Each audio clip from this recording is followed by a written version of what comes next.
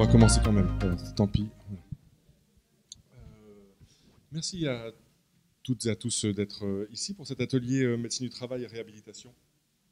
Je m'appelle Julien Jupy, je suis sociologue au CREPSI, le Centre ressources handicap psychique des Pays de la Loire. Les organisateurs ont pensé à moi pour animer ce symposium. Je ne sais pas pourquoi. Parce qu'il n'y avait personne, je pense. La personne qui devait être là est à côté, en fait. Voilà. Peut-être ils ont aussi pensé à moi parce qu'il y a quand même un petit lien. J'en parlais ce matin. Peut-être que ceux qui étaient déjà présents en salle ce matin savent ce que je vais dire, mais j'ai mené une enquête sur les leviers et les freins au maintien et à l'embauche des personnes en situation de handicap. Et peut-être c'était le lien qu'ils ont trouvé.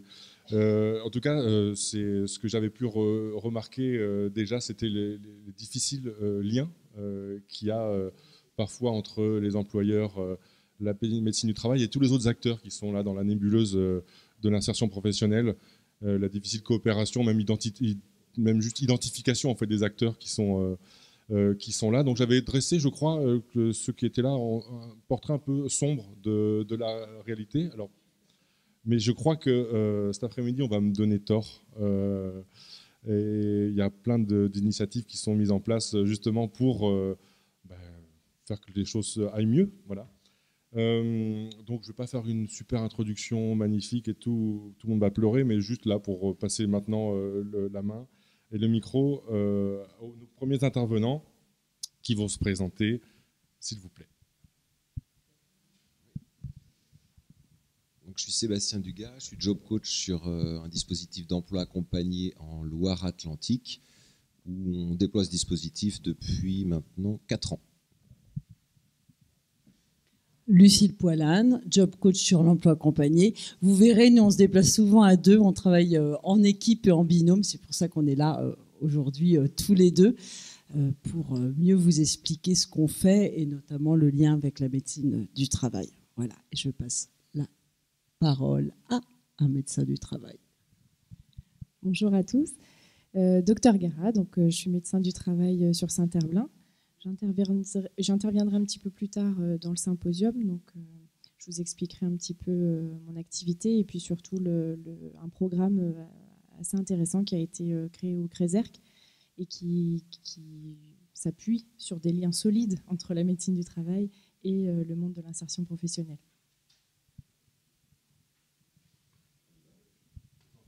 Donc, merci Julien pour cette introduction. On n'a pas pleuré, mais on a esquissé des petits sourires. J'ai vu ça dans la salle, donc ça c'est déjà chouette, quoi.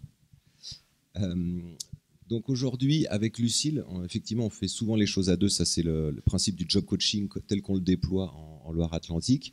Mais on est surtout venu vous parler de ce qu'on appelle au CRESERC les entretiens conseils emploi que l'on a développé il y a 2 ans et demi, 3 ans bientôt, au sein de ce centre ressources en matière de réhabilitation psychosociale, par le biais de Rémi Fatras, qui n'est pas là aujourd'hui, il est en Polynésie, donc voilà, il ne pouvait pas être présent aujourd'hui, mais on le représente en quelque sorte pour cette intervention. Et donc c'est aussi grâce à lui que s'est développée cette permanence emploi. C'est vraiment parler d'une collaboration qui a eu lieu entre un dispositif d'emploi accompagné et ses job coach et le médecin du travail qui était alors interne au CRESERC. La reine peut-être nous en dira quelques mots puisqu'elle est aussi passée par cette voie. Et donc une collaboration qui a donné naissance à cet entretien conseil. Donc pour retracer la genèse de cette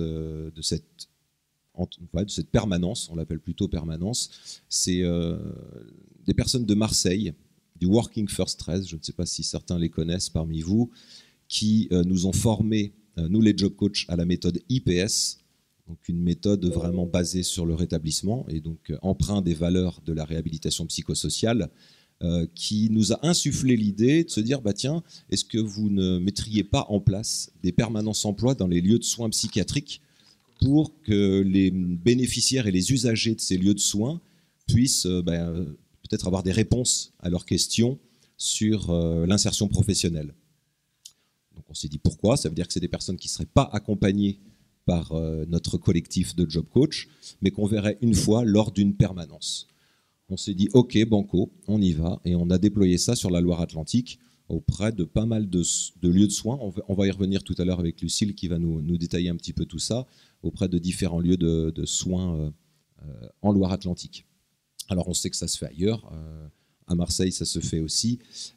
Alors une fois qu'on a eu mis ça en place, quand on a proposé ça au Crézerc, Rémi Fatras, le médecin du travail, nous a dit mais c'est génial ce truc-là, cette idée, d'autant plus que nous on a mis en place un ETP insertion professionnelle et je trouve que ça irait hyper bien en amont, alors peut-être pas en amont mais pendant ou après l'ETP pour certaines personnes qui le désirent. Évidemment, ce n'est pas quelque chose qui était imposé, mais c'est bien les personnes se présenter à nous de leur propre chef. Eh bien, pourquoi est-ce qu'on n'en ferait pas bénéficier à certaines personnes? Ah bah, très bien. Moi, j'ai une thèse à faire, me dit Rémi. Je pourrais faire de ce sujet-là mon sujet de thèse pour valider la fin d'études. Ouais, c'est ça, valider la fin d'études. Donc, il a fait cette thèse auprès d'une dizaine de personnes atteintes de schizophrénie et qui ont été reçues et accueillies une fois, au moins. Normalement, c'est qu'une fois, ça peut arriver 2 fois, mais c'est souvent une fois, qui ont été accueillies sur cette permanence pour nous livrer un certain nombre de questionnements, d'interrogations, de doutes, d'inquiétudes en lien avec l'insertion professionnelle. Donc, alors peut-être qu'on peut parler de l'objectif, du contenu un peu de ces permanences pour que ça soit un petit peu plus éclairant aussi pour vous. Là, j'ai plutôt retracé la genèse, mais l'idée, c'est plutôt de vous parler maintenant de ce qu'on y dit et ce qu'on y fait. Je me lance. Tu reprends le micro si je dis des bêtises. Donc, effectivement, l'idée de ces permanences, c'était de faire du lien entre le soin et l'emploi, puisque c'est les personnes qui sont en soins. Qu'est-ce qu'on fait après ? Donc notre objectif, nous, c'était de donner de l'espoir, on est bien dans le rétablissement, et de donner des clés, pas tout parce qu'on ne fait pas le tour en quelques minutes d'une personne, c'était vraiment donner quelques conseils, expliquer les outils, donner des outils et puis les acteurs de l'insertion où vous allez après en fait, on peut parler de Cap Emploi, on peut parler de pas mal de choses pour que la personne ne se sente pas seule et perdue après le soin. Donc c'était vraiment l'objectif et c'est toujours l'objectif des permanences. Donc on a démarré au Crézerc, mais maintenant aujourd'hui on a un petit peu déployé les permanences sur Nantes et Saint-Nazaire, donc notamment à l'Astrolabe. Je regarde Marie-Aude Le Guerrier, psychiatre à l'Astrolabe, qui nous fait le plaisir d'être là. Donc aussi on teste des choses, on est toujours dans une réflexion de recherche et la base, la principale base, c'est la bienveillance, le respect des personnes, qu'elles se sentent à l'aise et en général nous on donne aussi nos mails etc pour dédramatiser cette sortie du soin aussi, voilà. Est-ce que vas-y. Je voulais juste dire que ça pouvait s'organiser un peu différemment selon les lieux. Pour parler du Crézerc, qu'est-ce qui a été insufflé par Rémi Fatras, il faut savoir qu'à cette permanence sont présents donc 2 job coachs, la personne qui a fait la demande de bénéficier de cet entretien conseil et un ou une professionnelle, là notamment du Crézerc. Donc à l'époque c'était Rémi qui était présent, donc pour faire une sorte de travail un peu collaboratif, je dirais, puisque lui s'inspirait de notre connaissance de l'insertion professionnelle du territoire pour ensuite avoir une poursuite un peu dans l'accompagnement du patient ou de la patiente et l'inviter à continuer son rebond professionnel grâce aux éléments de suivi qu'il aura pu avoir. Donc ça a duré au moins 2 fois 6 mois. Je vois Delphine qui est là-bas, je crois que c'est ça. Il est resté 2 fois 6 mois, Delphine, me semble-t-il. Voilà. Donc ce qui a permis de faire un travail dans la durée. Voilà, quand on parle d'une étude, alors c'est vrai que 10 personnes, c'est pas hyper représentatif pour mener une étude, on est bien d'accord. Mais ça a été quand même assez intéressant, je trouve, de mener ce travail-là avec la médecine du travail. D'une part, pour s'acculturer les uns et les autres respectivement, nous, les job coachs, le CRESERC et le médecin du travail, partager ses connaissances. Et dans l'esprit de la réhab, on est bien là-dessus. On est d'essayer de partager et d'essaimer ses pratiques pour qu'on soit le plus possible à être convaincu par ses valeurs et tout l'intérêt qu'elles portent aux personnes qui en bénéficient. Donc ça, c'était quelque chose qui était important pour nous. Et quand je parle d'essaimage, ça n'est pas un vain mot, puisque c'est vraiment au cœur de notre souhait, de cette proposition, comme on a pu le faire dans différents lieux de soins. Alors, il y a eu une petite nouveauté, parce qu'on adapte aussi cette permanence, ce principe de permanence. Et ce qu'on a eu le plaisir de faire dans le cadre des multiples partenariats que l'on noue, c'est de le faire dans un lieu qui s'appelle la Fabrique créative de santé. C'est un lieu où il n'y a pas de soignants, c'est plutôt un lieu de rencontre et de partage, où il y a des professionnels de l'ETP, des bénévoles qui s'impliquent quotidiennement auprès de personnes souffrant de maladies chroniques, toutes les maladies chroniques, donc les troubles psychiques font partie pour eux des maladies chroniques, et ils nous ont sollicité à la Fabrique en nous disant « mais est-ce que vous pourriez pas venir parler à un groupe de personnes un peu sur les principes de notre permanence ?» On s'est dit, Lucille, qu'est-ce qu'on s'est dit? On s'est dit, ok, on y va en fait. Ouais. Et donc on a fait ce principe de permanence, mais en collectif. Donc évidemment, c'est pas les mêmes enjeux, c'est pas les mêmes aspects qui sont évoqués. Quand on est dans une permanence individuelle, on est centré sur la personne et on est dans l'écoute, sans jugement, comme tu le disais, Lucille, et toujours un petit peu dans l'action. Quand on essaie d'être le plus force de proposition en fonction de notre connaissance du territoire et en fonction des attentes et des questionnements de la personne. Donc si la personne, je ne sais pas, s'interroge sur son projet professionnel, ne sait plus trop ce qu'elle veut faire, son ancien métier, ça ne la branche plus trop, elle a envie de faire autre chose, dans ce cas, on va plutôt aller chercher toutes les prestations ou les organismes qui travaillent la question de la reconversion professionnelle. Donc en lui donnant quelques pistes, en lui donnant quelques idées, et en lui donnant des contacts, des noms de personnes à solliciter. Il nous arrive même parfois de passer des coups de fil. On peut y aller comme ça aussi en direct. Ça, c'est pas quelque chose qui nous inquiète. Si toutefois on voit que la personne est rassurée par notre intervention, parce que parfois on est un peu des chiens fous, on part un peu dans tous les sens. Donc on se tempère aussi selon les personnalités que l'on détecte lors des entretiens. Et donc la Fabrique, c'était chouette, c'était un beau projet de permanence qu'on a pu réaliser avec eux également. Donc ça s'adapte en fait. Chaque lieu de soins a des attentes particulières. Je vous parlais du CRESERC, donc là il y a un professionnel du CRESERC qui est présent. Dans une autre institution psychiatrique, là il n'y a pas d'autres professionnels présents que les job coachs. Donc là on est plutôt dans la confiance et dans le partage du contenu de la permanence auprès des professionnels à l'issue de la permanence. Donc c'est une petite conclusion qu'on peut faire autour d'un café, parce que nous on aime bien se faire offrir un café quand on se déplace. C'est le minimum, hein, Lucille. Ouais, voilà. Ça c'est quelque chose d'agréable. Mais voilà, qu'on apporte un peu de convivialité dans ce partenariat, c'est quelque chose qui est important pour nous. Je voulais rajouter quelque chose. On en parlait ce midi. On avait la chance d'échanger avec Bernard Pachou ce midi. Avec le sandwich classe-croûte sur la pelouse. On était très bien. Dans l'idée de collaboration, vraiment de travailler ensemble et les personnes fragiles, en vulnérabilité, etc., si elles se sentent perdues dans la nature, à ne pas savoir où aller, nous, l'idée, c'est vraiment faire du lien. Le job coaching, c'est vraiment d'assurer, de suivre la personne sur un pied d'égalité, on est d'accord, il n'y a pas de distance, il n'y a pas de bureau, on est vraiment en soutien. Et je pense que faire du lien avec le soin, les permanences, permet vraiment de soutenir les personnes, dans une logique et de rassurer la personne. Donc c'est vraiment très très important, je pense que les gens soient en lien et qu'on travaille tous ensemble dans la même direction, si je puis m'exprimer ainsi. Je ne sais pas s'il y a des questions, parce que après on peut parler de plein d'autres choses, mais je ne veux pas être hors sujet non plus. Là, vous comprenez que le lien avec la médecine du travail, il a été à la base de la création de cette permanence. Alors je vous ai parlé de l'épisode de Working First de Marseille. Voilà, la genèse vraiment pure et dure, elle est ici. Mais en fait, c'est vraiment Rémi Fatras, le médecin du travail au CRESERC, qui l'a déployé au sein de ce centre ressources.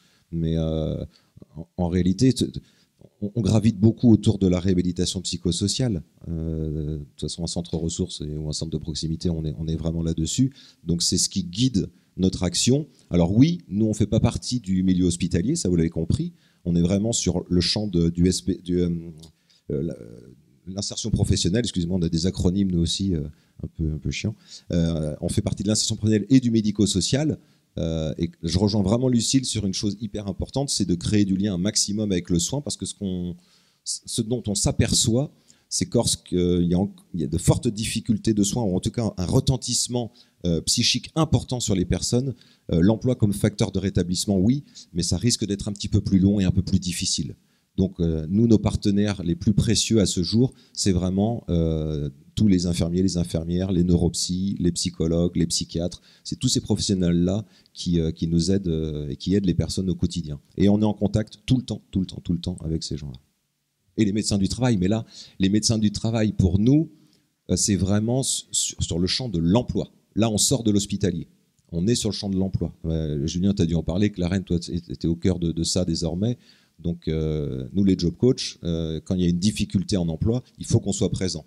Et dans cette boucle des personnes qui gèrent les aspects du maintien d'un salarié ou d'une salariée, le médecin du travail ou la médecin du travail est présente, bien évidemment. J'étais un peu tout à l'heure occupé avec l'ordinateur. Là, j'ai pas compris jusqu'où vous allez en fait.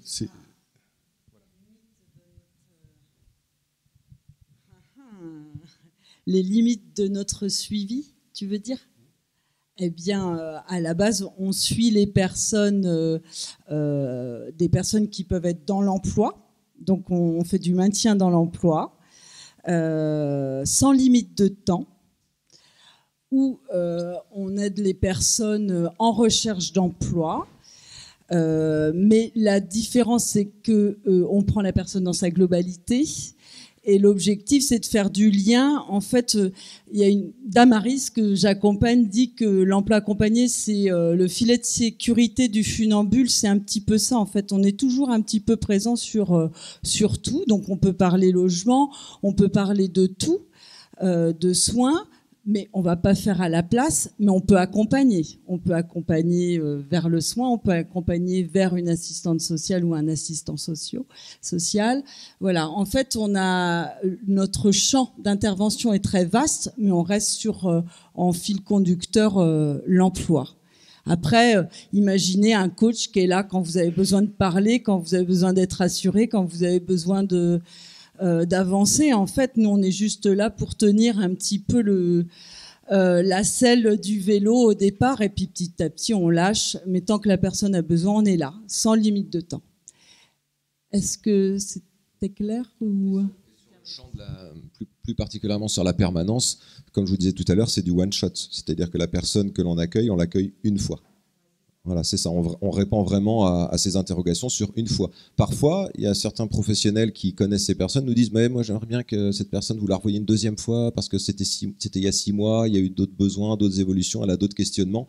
Donc là, on peut la revoir. Mais en aucun cas, les personnes qui viennent sur ces permanences seront suivies ensuite sur l'emploi accompagné. Ça se peut, mais on ne vient pas promouvoir notre dispositif lors de ces permanences. On vient vraiment répondre à des questionnements. C'est ça notre champ d'intervention.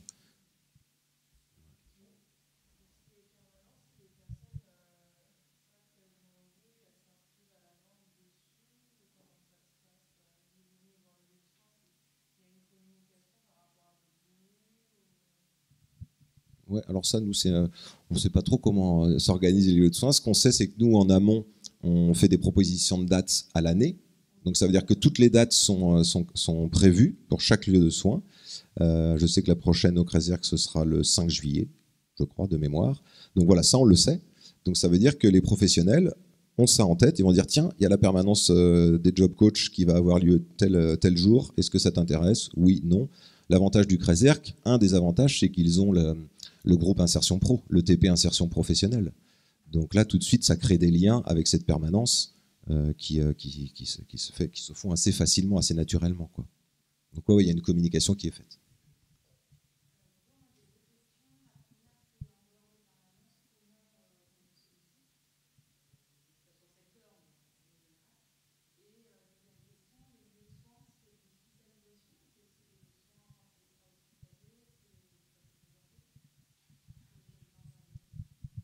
Je réponds à la première. Alors, comment on nous sollicite? L'emploi accompagné, c'est un dispositif national qui est présent sur tous les départements. Donc, vous saisissez sur un moteur de recherche lambda emploi accompagné et votre numéro de département et vous allez trouver des coordonnées. Donc, ces personnes-là, vous les appelez, vous leur dites voilà, j'ai une situation à vous soumettre. Et normalement, il y aura un passage en commission auprès de la MDPH ou la MDA pour Angers, donc c'est la maison départementale des personnes en situation de handicap. Et à partir de là, la demande sera étudiée, validée. Et si elle n'est pas validée, c'est que la commission aura estimé qu'il y aura un dispositif ou un service qui sera plus adapté que l'emploi accompagné. Donc, non. Non, pas forcément. La notification MDPH, c'est uniquement pour les personnes, alors on rentre un peu dans le détail, je suis désolé, mais uniquement pour les personnes qui nous viennent du SPE, le service public de l'emploi, Pôle emploi, Cap emploi, mission locale. Là, il n'y a pas de notification. Pour les autres personnes, il y a des notifications MDPH, mais ça va, en principe, ça va très vite. Ça va très très vite. C'est juste peut-être les délais d'attente pour entrer sur le dispositif. Lucille vous disait, pas de limite d'accompagnement dans la durée, ça veut dire qu'il n'y a pas des sorties tous les jours, quoi. C'est juste ça, il y a des personnes qu'on soutient depuis 4 ans, depuis la création du dispositif. Oui, du coup, je ne sais plus sur...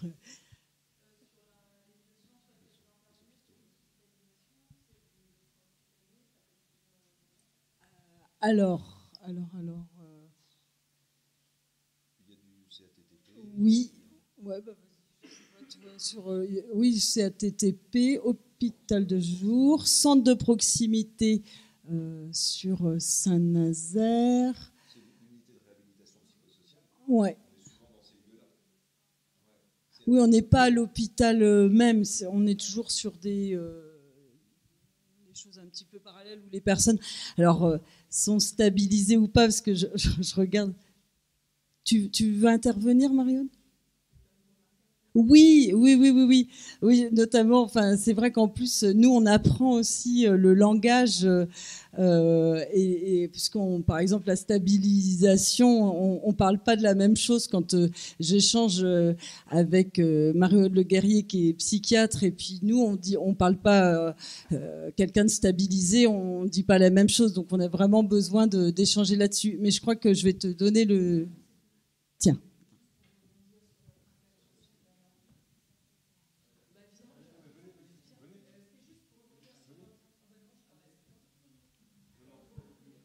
Marie-Aude.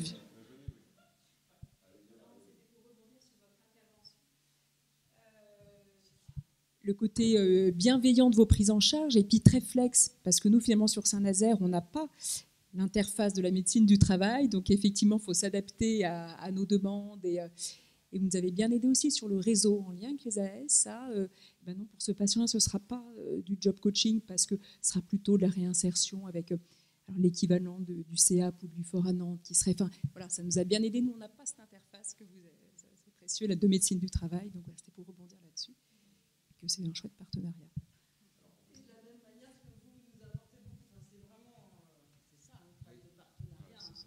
Et donc, ce qu'on peut dire peut-être pour reparler de la médecine du travail et de Rémi Fatras, c'est qu'il avait aussi une bonne connaissance de l'insertion professionnelle. Il a vraiment planché dur sur ce sujet-là, parce que faire une cartographie de tous les dispositifs qui touchent de près ou de loin à l'insertion professionnelle sur un territoire, c'est un gros boulot, surtout que quand vous avez fini, il faut recommencer, parce que ça a bougé, selon les pouvoirs publics, selon les différentes voies de financement, etc. Donc, il ne peut pas y avoir de cartographie à jour tout le temps, même s'il y a quand même des institutions qui sont implantées depuis un certain nombre d'années sur les territoires. Mais ça, effectivement, c'est hyper aidant, je pense. Marie-Aude, merci pour ton intervention, d'avoir cette connaissance-là en interne, quoi. Et donc, quand on ne l'a pas, on crée des partenariats. Et ça marche aussi comme ça, on mutualise.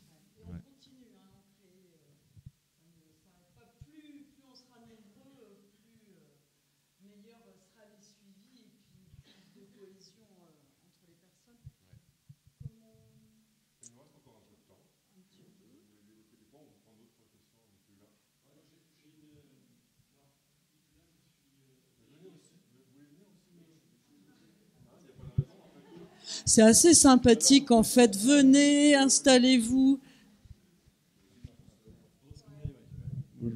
Bonjour. Ouais. Non, mais c'est bon. je vais aller me rasseoir après, il n'y a pas de souci. Bon. Oui, donc moi, alors, je suis donc délégué régional de l'UNAFAM et je suis membre de la CRSA, membre de la commission prévention, et on travaille en ce moment sur santé et travail. Hein. Et première question, quand on parle de médecine du travail, on parle de quelle médecine du travail? Parce qu'il y a santé-travail, il y a les médecins du travail qui sont en régie dans les entreprises, hein, et il y a la médecine du travail dans le public. Hein, donc ça, c'est une question importante. Et donc, dans notre groupe de travail de la CRSA, on a été interpellé parce qu'en ce moment, on est en train de se mettre en place le plan santé-travail numéro 4. Et donc, quel lien avec ce plan santé-travail numéro 4 vous avez, et s'ils existent? Également, si vous avez eu des liens avec le CRESERC, non, le CESER. Le CESER, donc le Conseil économique et social régional, qui a travaillé également sur cette thématique de l'emploi. Et dernier point, on a un dispositif régional pour l'insertion des travailleurs handicapés, PRITH. Est-ce que vous travaillez en lien avec ce dispositif? C'est pour vous. Je vais essayer de répondre dans l'ordre en me souvenant de tout. Alors déjà, première question, de quelle médecine du travail parle-t-on? Alors là, en l'occurrence, il s'agit de la présence d'un interne en médecine du travail qui réalise un semestre, un stage au sein du CRESERC. Il n'est pas pour l'instant question d'un médecin du travail qui est aisé, diplômé, qui donc travaille dans un autre environnement, que ce soit service interentreprise, service autonome, fonction publique ou autre. C'est vraiment la présence d'un interne en médecine du travail dans son parcours de formation. Et c'est là aussi la fragilité de ce partenariat, c'est que là, la situation se présente actuellement, il n'y a pas d'interne en médecine du travail au CRESERC. Cependant, je crois que la permanence continue quand même parce que les infirmières sont très investies dans cette activité. Et donc, voilà, c'est quand même un partenariat qui se fait, mais effectivement, quand on dit médecine du travail, c'est plutôt santé-travail. Et là, en l'occurrence, il n'y a pas la présence pérenne d'un médecin du travail qui travaille en dehors. Pour répondre aux 3 questions suivantes en une seule réponse, moi, je suis diplômée depuis le mois dernier. Je débarque un peu dans le monde de l'emploi réel. Voilà. Donc là, à l'heure actuelle, je n'aurai pas de réponse à vous donner. Je ne veux pas inventer. Voilà. À l'heure actuelle, moi, j'ai pas travaillé ou été dans des...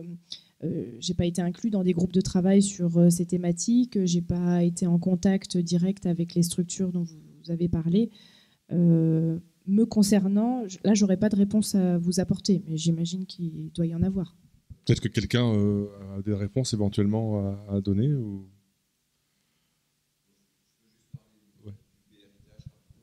Parce qu'effectivement, le PRITH, c'est une instance régionale extrêmement importante et qui apporte beaucoup, qui impulse beaucoup de choses en matière de santé mentale notamment. Pas que, mais notamment. Et donc, nos directions et notre hiérarchie, évidemment, s'inscrit sur ces groupes-là dans le but de les faire travailler. Il y a aussi le PTSM, qui est très important. Il y a eu pas mal de groupes de travail créés, le plan territorial de santé mentale. Il y a eu pas mal de groupes de travail qui ont été créés, dont un groupe en lien avec l'emploi. Ça tombe bien. Là, sur la Loire-Atlantique, comme je sais que vous êtes... aussi du coin, il va y avoir un événement qui va être créé, je vous le dis en avant-première, vous le dites à personne, hein. Un événement qui va être créé sur cette thématique lors de la prochaine SEPH, la prochaine semaine pour l'emploi des personnes en situation de handicap, qui aura lieu la 3e semaine de novembre, en gros comme tous les ans. Donc oui, ces institutions-là, pour les autres, les plans que vous avez évoqués, non, je vous avouerai que là, c'est trop médical pour moi. Donc là, je ne pourrais pas répondre. Mais par contre, le PRITH, je vous le confirme que oui, on est vraiment, dès qu'il s'agit de handicap et de déploiement d'un esprit de réhabilitation, comme je vous le dis, nous, Sur l'emploi accompagné, je vous parle de la méthode IPS. Renseignez-vous sur cette méthode. On est vraiment fondé sur les principes du rétablissement. Donc c'est des valeurs, c'est un système de valeurs qui nous pousse et qui nous guide à soutenir les personnes dans le sens qui leur convient le mieux. On a parlé d'empowerment, on a parlé de le pouvoir d'agir, voilà, l'autodétermination, l'écoute sans jugement, la bienveillance. On est sur tous ces principes-là et ça n'est pas juste des mots et des paroles en l'air. Dans nos accompagnements, on est là-dessus. Lucille a évoqué aussi notre capacité à nous adapter, à être flexible. C'est autant de qualités qui nous servent et qui servent notre posture de job coach au quotidien avec les personnes qui souffrent et qui semblent quand même apprécier notre compagnie. Je vais refaire un petit lien avec la médecine du travail, non pas dans ces termes-là, mais aussi juste pour vous dire qu'on travaille avec la médecine du travail de manière indirecte ou directe quand les personnes sont en difficulté sur l'emploi, tout simplement, et on contacte la médecine du travail. Et de plus en plus, on est légitime et on peut accompagner les personnes en lien avec les médecins du travail et échanger pour que les personnes puissent, pour sécuriser leur parcours et les maintenir au mieux ou les aider à partir, parce qu'il faut aussi dire les choses, des fois, pour une meilleure santé mentale, des fois il vaut mieux partir que de rester. Voilà. Encore 1 minute ou 2, s'il vous plaît. Je complète très rapidement. Justement, ça me fait penser quand même à quelque chose par rapport à votre question. Depuis la loi du 2 août 2021, on a l'obligation, les services de santé au travail, de proposer une cellule de prévention de la désinsertion professionnelle. Là, en l'occurrence, dans le service dans lequel je travaille, il y a une cellule maintien dans l'emploi qui est créée depuis 2012, donc bien avant cette obligation. Et un médecin y travaille à temps plein, enfin, elle a cette activité complète sur cette cellule et donc fait beaucoup de liens justement avec les partenaires extérieurs, les structures, différents partenariats, et c'est une activité à temps plein, quoi.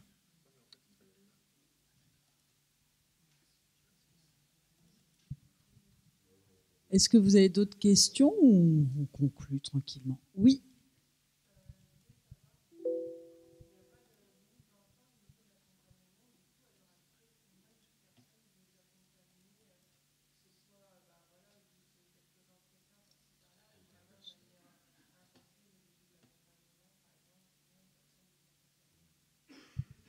Dans notre méthode IPS, on accompagne maximum 20 personnes par job coach et on ne dépassera pas parce que sinon le travail sera mauvais. On sait, hein, c'est pas plus compliqué que ça. Plus on a de personnes accompagnées, moins le travail sera bon et moins on sera présent. Voilà. Alors nous, on a une particularité sur la Loire-Atlantique, c'est qu'on travaille en binôme, donc on a maxi 40 personnes à deux. Voilà. À l'heure actuelle, on accompagne 125 personnes pour à terme avoir 163 personnes soutenues. Donc sur ces 163 personnes, au total, il y en a qu'on va voir chaque semaine, peut-être plusieurs fois par semaine, d'autres qu'on va voir tous les 15 jours, d'autres une fois par mois. C'est autant que de besoins, en fait. Donc puisqu'on reparlons de la médecine du travail et du maintien en emploi, lorsque la personne est en poste, ça arrive que ça se passe bien, en fait, et qu'il n'y ait pas de besoin spécialement d'autres interventions. Une fois qu'on a abordé les choses, Karen, t'es rassurée, une fois qu'on a abordé les choses avec l'employeur, avec sa hiérarchie, avec la médecine du travail, la personne, ça y est, elle devient comme n'importe qui, n'importe quel salarié. Donc elle devient autonome sur son poste. Et nous, c'est notre job. On se qualifie souvent d'oiseaux de passage. C'est-à-dire qu'on est là pour être un filet de sécurité à un moment donné, mais après on se retire. On n'a pas vocation à rester ad vitam aeternam. La personne a vit sa vie et c'est ce qu'on cherche, c'est ça le pouvoir d'agir, hein, l'empowerment. Donc,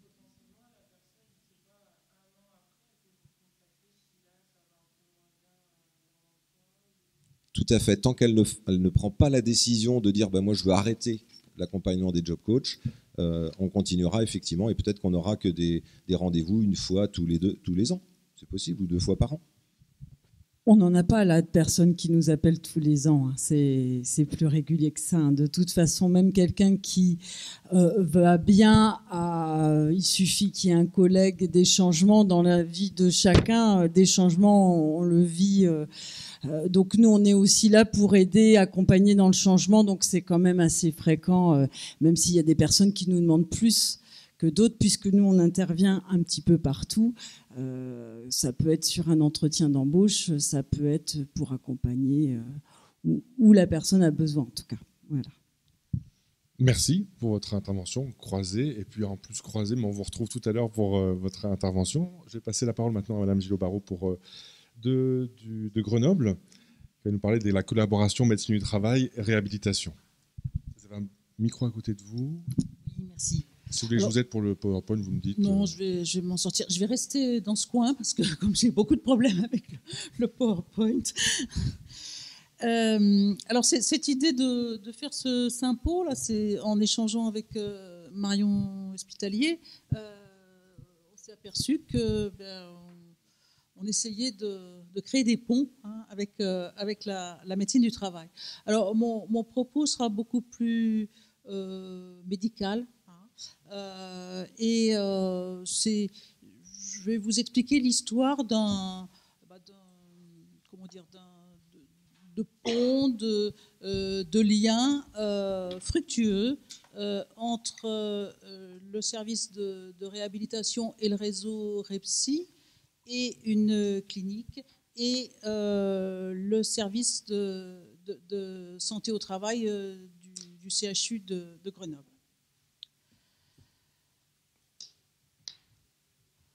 Alors, excusez-moi, mais j'ai pas l'habitude.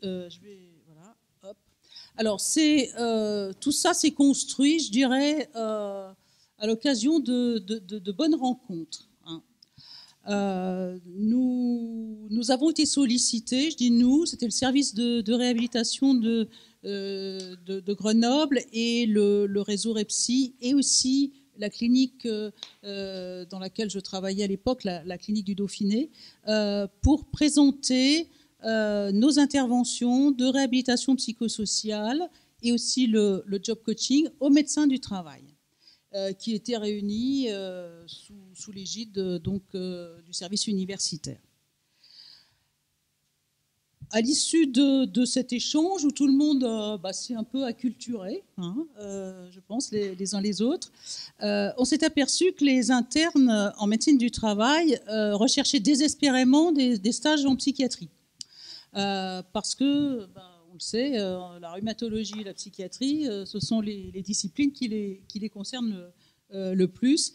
Et ils étaient, alors, persona non grata, c'est peut-être un peu dur ce que je dis, en psychiatrie, parce que tous les stages étaient pris par les internes de la filière psychiatrique. Et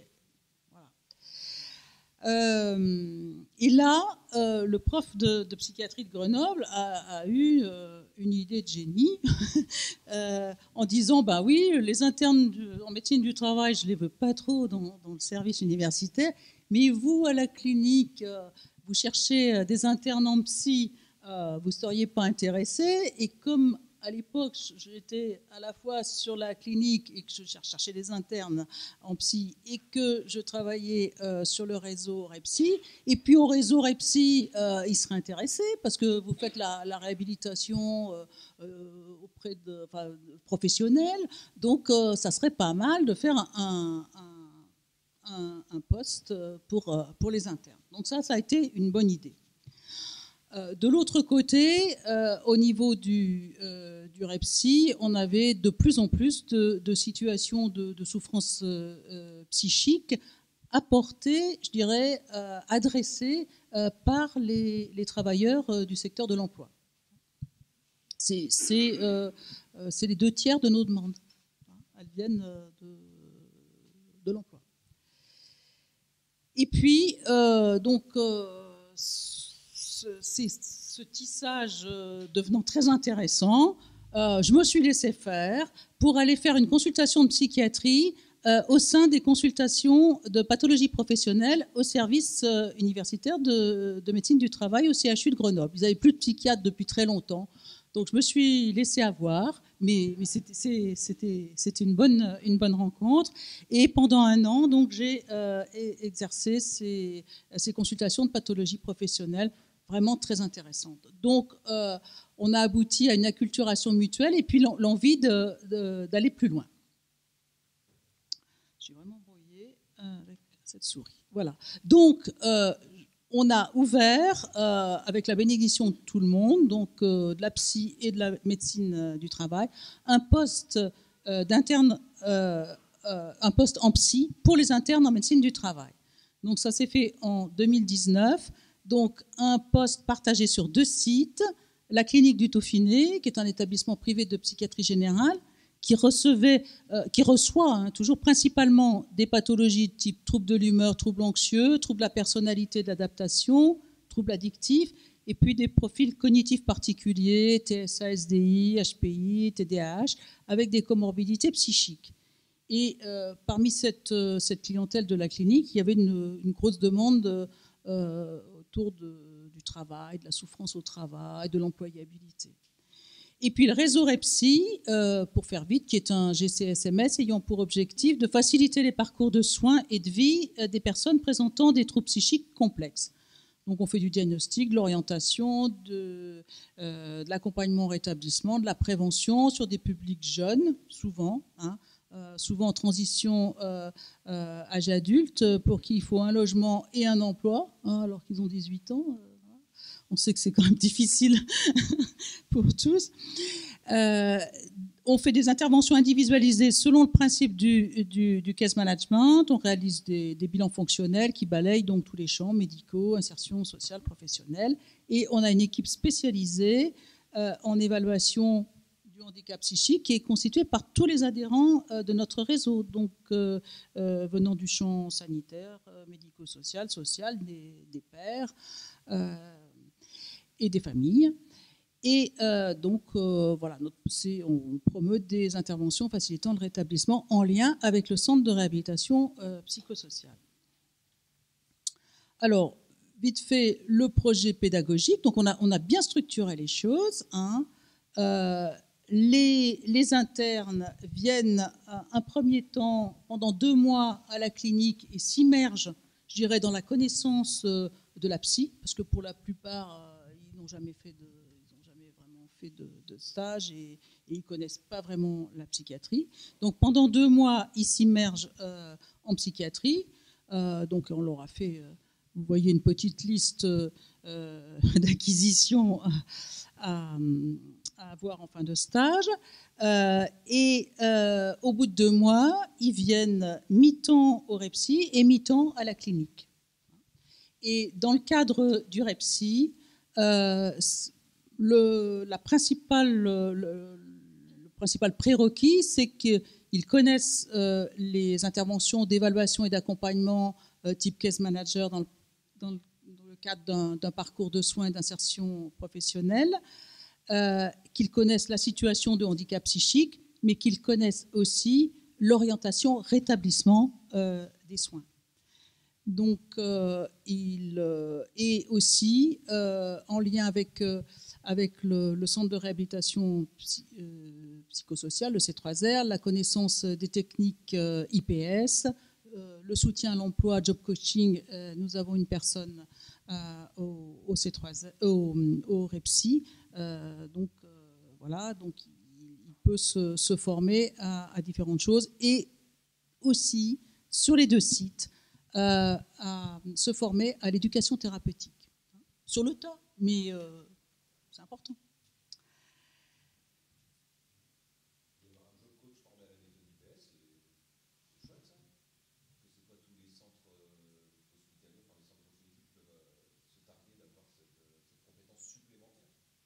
Oui, alors le centre de réhab,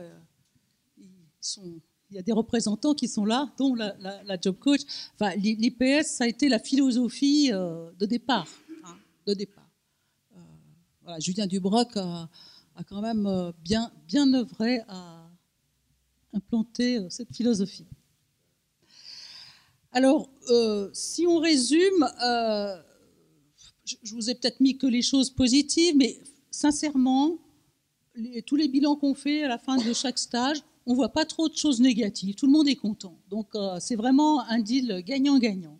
Donc, le courant est vraiment bien passé entre tous les protagonistes et à chaque stage. Pour l'instant, ça fait le 6e, je pense, on n'a pas eu de couac. Voilà. C'est une opération gagnant-gagnant. Les internes apprennent la psychiatrie lors des entretiens quotidiens des psychiatres. Ils il s'immerge dans les techniques psychothérapiques à la clinique et sur les réseaux. Il pratique l'éducation thérapeutique. Et alors, les accueillants des internes là, font des liens avec les médecins du travail plus facilement. Parce que la plupart des internes viennent justement de services de médecine du travail dans la ville. Voilà. Et donc, ça passe beaucoup mieux. La clinique profite aussi de la culture somatique des internes, ce qui est entre autres rhumatologique, et elle affine sa prise en charge des souffrances psychiques en lien avec le travail, ce qui était un des objectifs à la clinique. Donc le REPSI inclut l'interne dans toutes ses prestations d'éducation thérapeutique favorisant le rétablissement, puisqu'on on a des groupes spécifiques rétablissement, donc ça on immerge l'interne dès son arrivée, et plus particulièrement celles qui concernent le travail. Et au fil des stages des internes, les internes ont eu envie de créer des modules d'inspiration éducation thérapeutique, et je vais vous lister un petit peu les créations qui sont sorties, je dirais, de ce partenariat. Ils les appliquent à la fois à la clinique et aussi au sein du réseau REPSI. Et puis, il y a eu un travail de thèse, dans lequel moi je me suis particulièrement impliquée parce que j'étais porteuse d'un projet d'hôpital de jour pour la clinique. On en parlera. Alors malheureusement, moi j'ai quitté la clinique et l'hôpital de jour n'a pas vu le jour, mais on a un bon projet. Donc peut-être que ça intéressera d'autres personnes. Et vous verrez, c'est assez original et ça a fait l'objet d'une publication, mais du côté de la médecine du travail. Alors, les internes ont proposé un module souffrance au travail et syndrome d'épuisement professionnel. Donc, c'est un module ETP centré solution, donc, comme je vous l'ai dit, à la clinique et dans le réseau. Et c'est 2 séances de 2 heures. Voilà. Donc, la première séance, elle concerne la compréhension du syndrome d'épuisement professionnel et ses causes. Donc, avec une première partie sur le travail contributeur de santé mentale tant qu'il n'y a pas de déséquilibre. Donc, et puis, les personnes vont identifier justement les déséquilibres qu'il y a eu dans leur parcours et ce qui a fait qu'elles se sentent en burn-out. Et après, un travail de définition donc, du burn-out, des facteurs de risque et comment on peut y remédier. Et la deuxième séance, agir pour se rétablir, donc vers mon rétablissement. Donc c'est travailler avec les personnes, la recherche de ressources internes, externes, et l'analyse de leur situation et la recherche de ressources internes et externes. Et puis l'application, je dirais, de petites techniques qu'on a l'habitude, je dirais, de mobiliser dans le cadre de la clinique ou de nos ateliers d'éducation thérapeutique, la clinique du plus petit progrès possible, SMART, agir sur les pensées automatiques. Excusez-moi.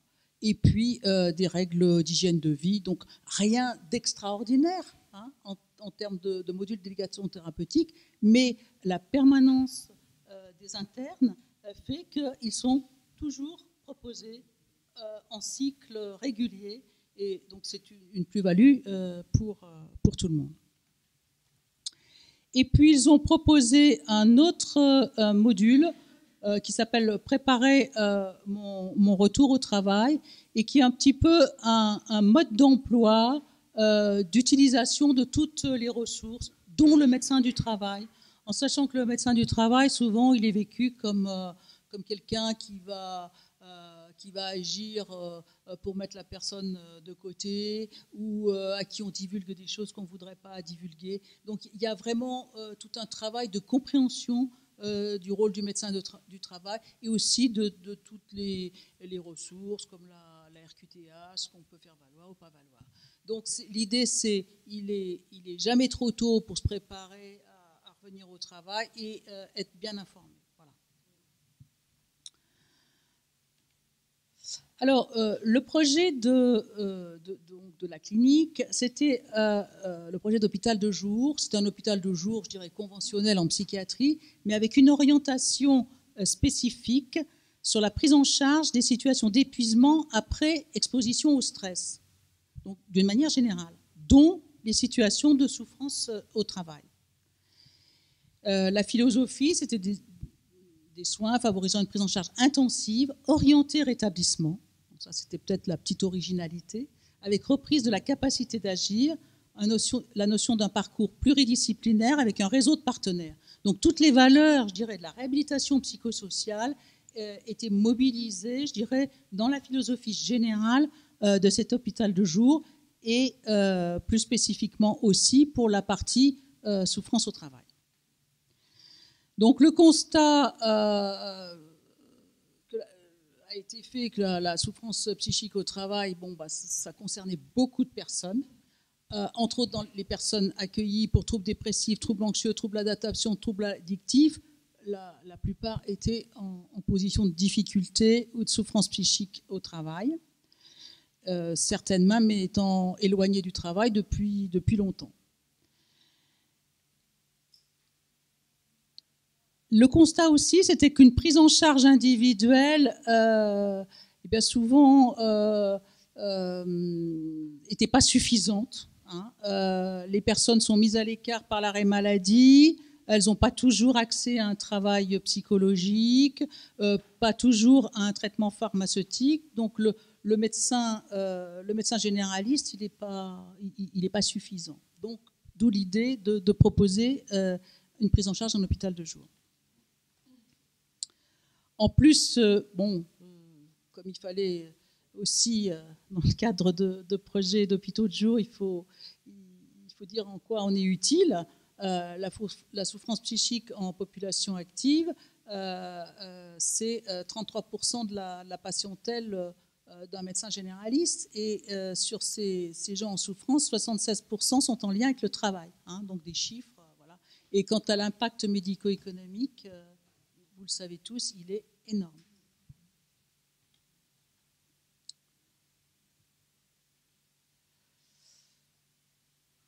Alors, voilà, donc on a réfléchi à un programme qui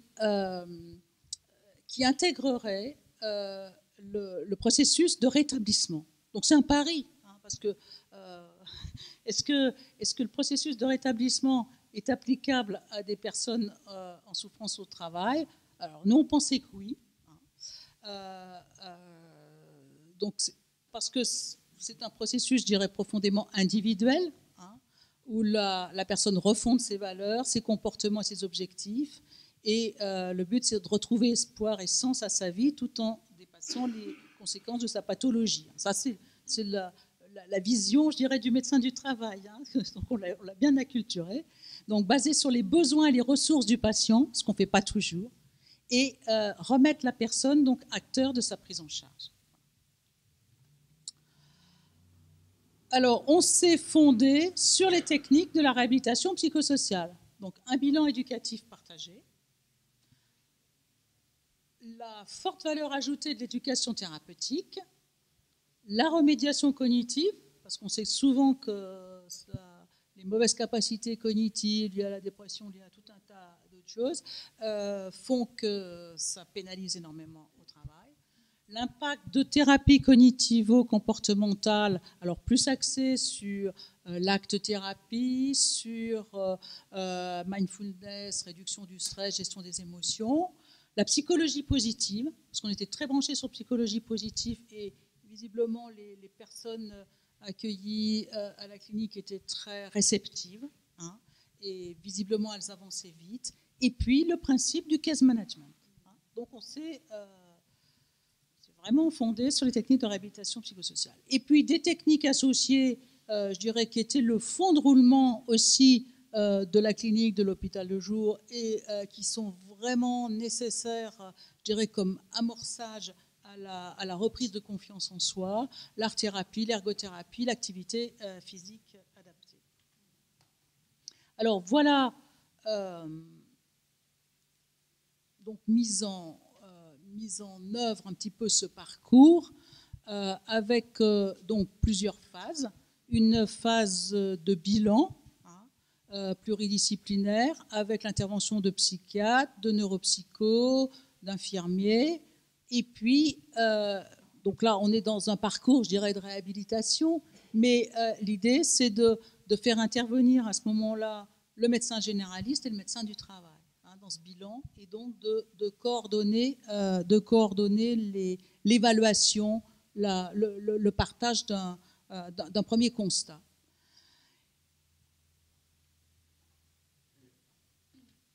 La seconde, puisqu'on le fait sur un plan chronologique, la première phase donc, du séjour en hôpital de jour, c'était de gérer un peu la phase aiguë. Et donc de mettre l'accent sur des modules spécifiques à cette première phase, l'apaisement émotionnel, la gestion des émotions, la reprise de confiance en soi et la remédiation cognitive, s'il y en avait besoin, suite à l'évaluation du besoin. Et puis, de l'ETP, je dirais en masse, le stress, l'importance de l'hygiène de vie, la dépression, les addictions, les traitements pharmaceutiques, la souffrance au travail, mieux connaître sa situation.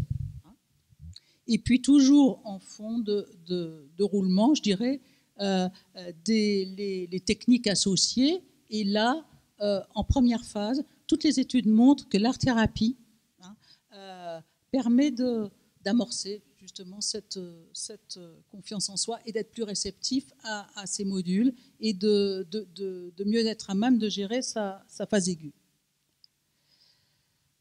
La deuxième phase serait la phase de la reconstruction, où là, les modules seraient plutôt le renforcement des acquis, donc l'estime de soi, le renforcement du sentiment d'efficacité personnelle, la psychologie positive, gestion des émotions, activité physique adaptée, ergothérapie, art-thérapie, toujours associées.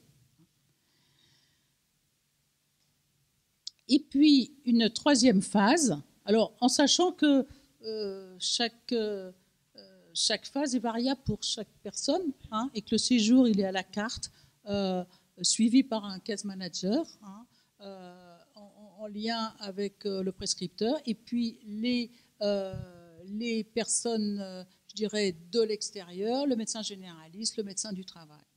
Et cette phase de retour au travail, donc là, l'objectif, c'est plutôt la transposition des acquis en milieu professionnel.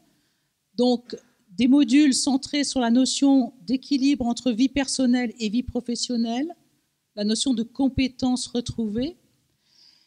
Et puis l'idée aussi de travailler sur un retour au travail en temps partiel thérapeutique, par exemple, avec des séances de débriefing régulières à l'hôpital de jour, tout pouvant être possible. Voilà.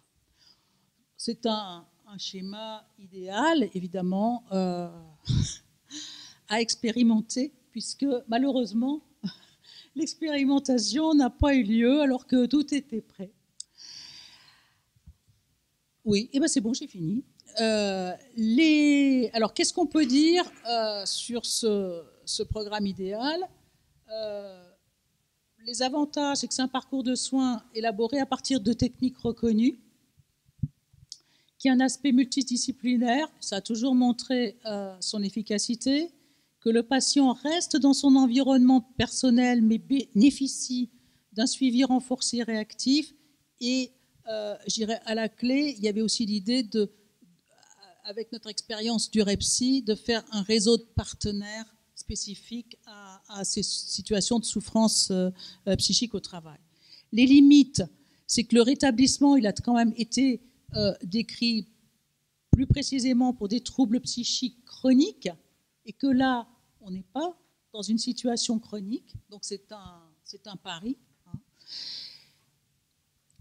Que les aidants sont peut-être pas assez impliqués dans la prise en charge qu'on avait prévue, mais on peut mieux faire.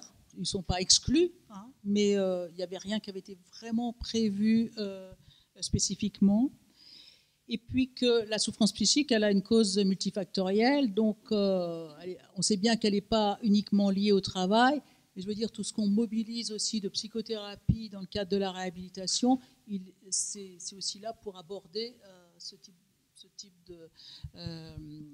ces facteurs différents et justement de faire je dirais une co-occurrence de solutions. Alors évidemment, il reste à le mettre en œuvre et à l'évaluer, mais voilà, donc on tient un projet. Alors je tiens à remercier donc le professeur Bonneterre du service universitaire de santé au travail du CHU de Grenoble qui est vraiment qui est devenu quelqu'un qui soutient les actions de réhabilitation. Il a été, c'est devenu un partenaire. Et puis tous nos internes qui vraiment contribuent à faire avancer ces projets et qui se mobilisent. Voilà. Donc c'est peut-être pas réplicable partout, mais à Grenoble, ça a bien marché. Donc, moi, je pense que ça doit marcher ailleurs. Voilà. Ben, merci de votre attention. Merci, Madame Giraud-Barraud.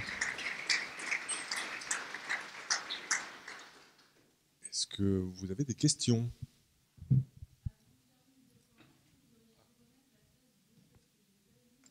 Oui, je vais remettre oui, ça marche. Il a chauffé. Je vous mets toutes les faces, ou la face 2 plus précisément.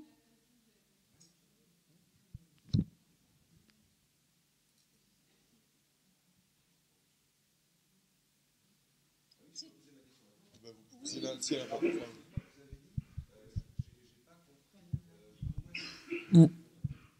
pas compris pourquoi le projet ne s'est pas réalisé, parce que là tout était bouclé, que ce soit en amont, pendant, après, tout était nickel.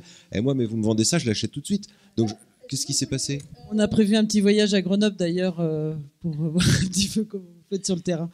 Le projet ne s'est pas fait parce que, si vous voulez, la clinique a été rachetée et l'hôpital de jour, les soins ambulatoires ne sont pas devenus la priorité des racheteurs. Et pour un projet comme ça, il faut une volonté médicale vraiment orientée sur l'ambulatoire. Et donc, moi, je suis partie. Voilà.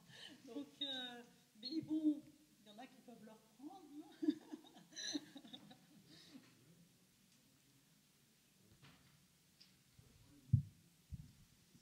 Un, deux. J'ai regardé votre modèle avec attention.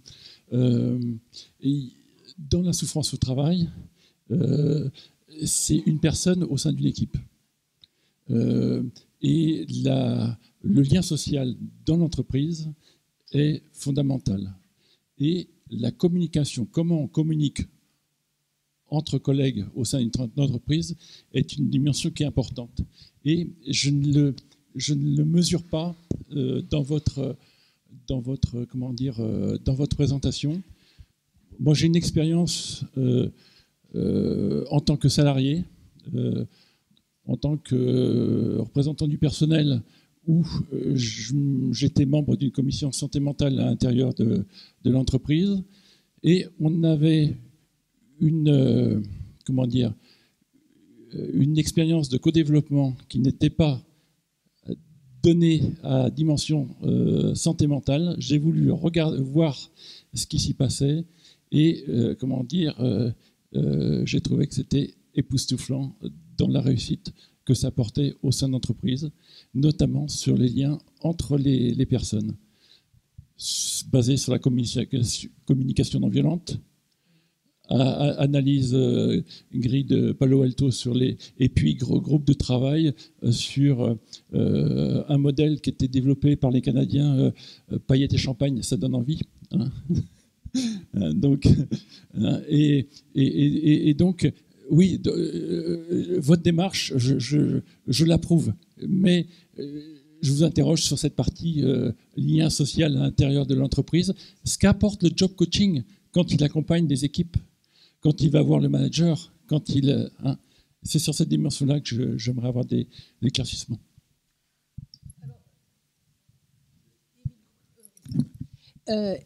Évidemment, j'ai pas détaillé ce qui peut se faire dans chaque module. Mais par exemple, ce que vous décrivez, la communication non violente, c'est des choses qui sont vraiment abordées dans les modules de psychologie positive. Voilà. Donc tout ça est retravaillé.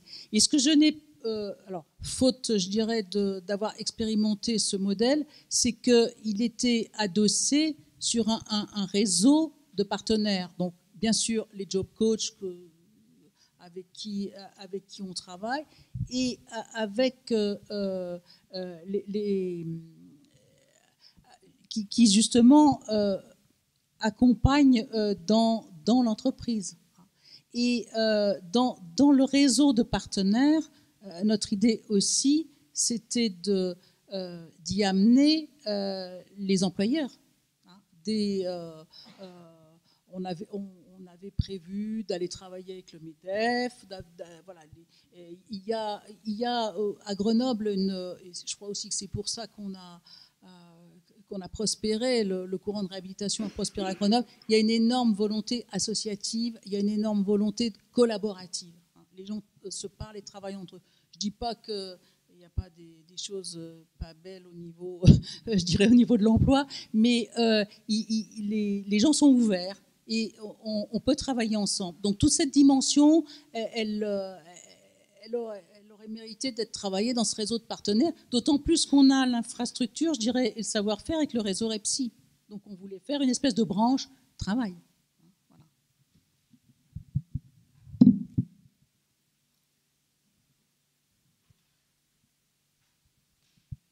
Une autre question peut-être.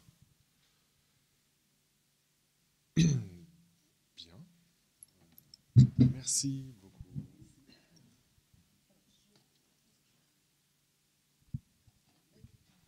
Eh bien, c'est à vous, Madame Gara. Donc, vous allez nous parler de... Pardon ? Oui, vous voulez... Non, très bien. Donc, de quel groupe d'éducation thérapeutique allez-vous nous parler, pardon ?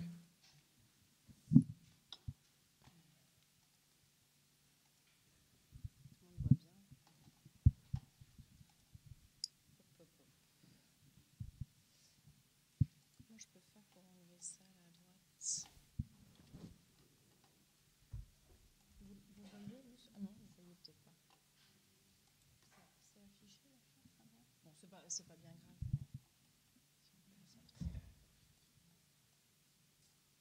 Voilà. Merci beaucoup. Donc en effet, je vais vous parler de façon un petit peu plus approfondie du programme d'éducation thérapeutique du CRESERC, donc qui est le centre référent en soins d'éducation thérapeutique et de remédiation cognitive, qui est au sein de l'hôpital Saint-Jacques, au CHU de Nantes. C'est un service qui propose différents ETP, des ETP plutôt axés pathologie et puis des ETP plus de thématiques transversales, insertion pro, mais aussi déstigmatisation, bien-être, voilà, différents autres ETP, et puis aussi des programmes de remédiation cognitive.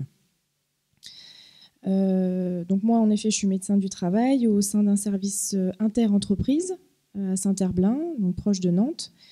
Inter-entreprise, donc ça veut dire qu'on suit plusieurs entreprises. Moi, pour ma part, j'en ai environ 300.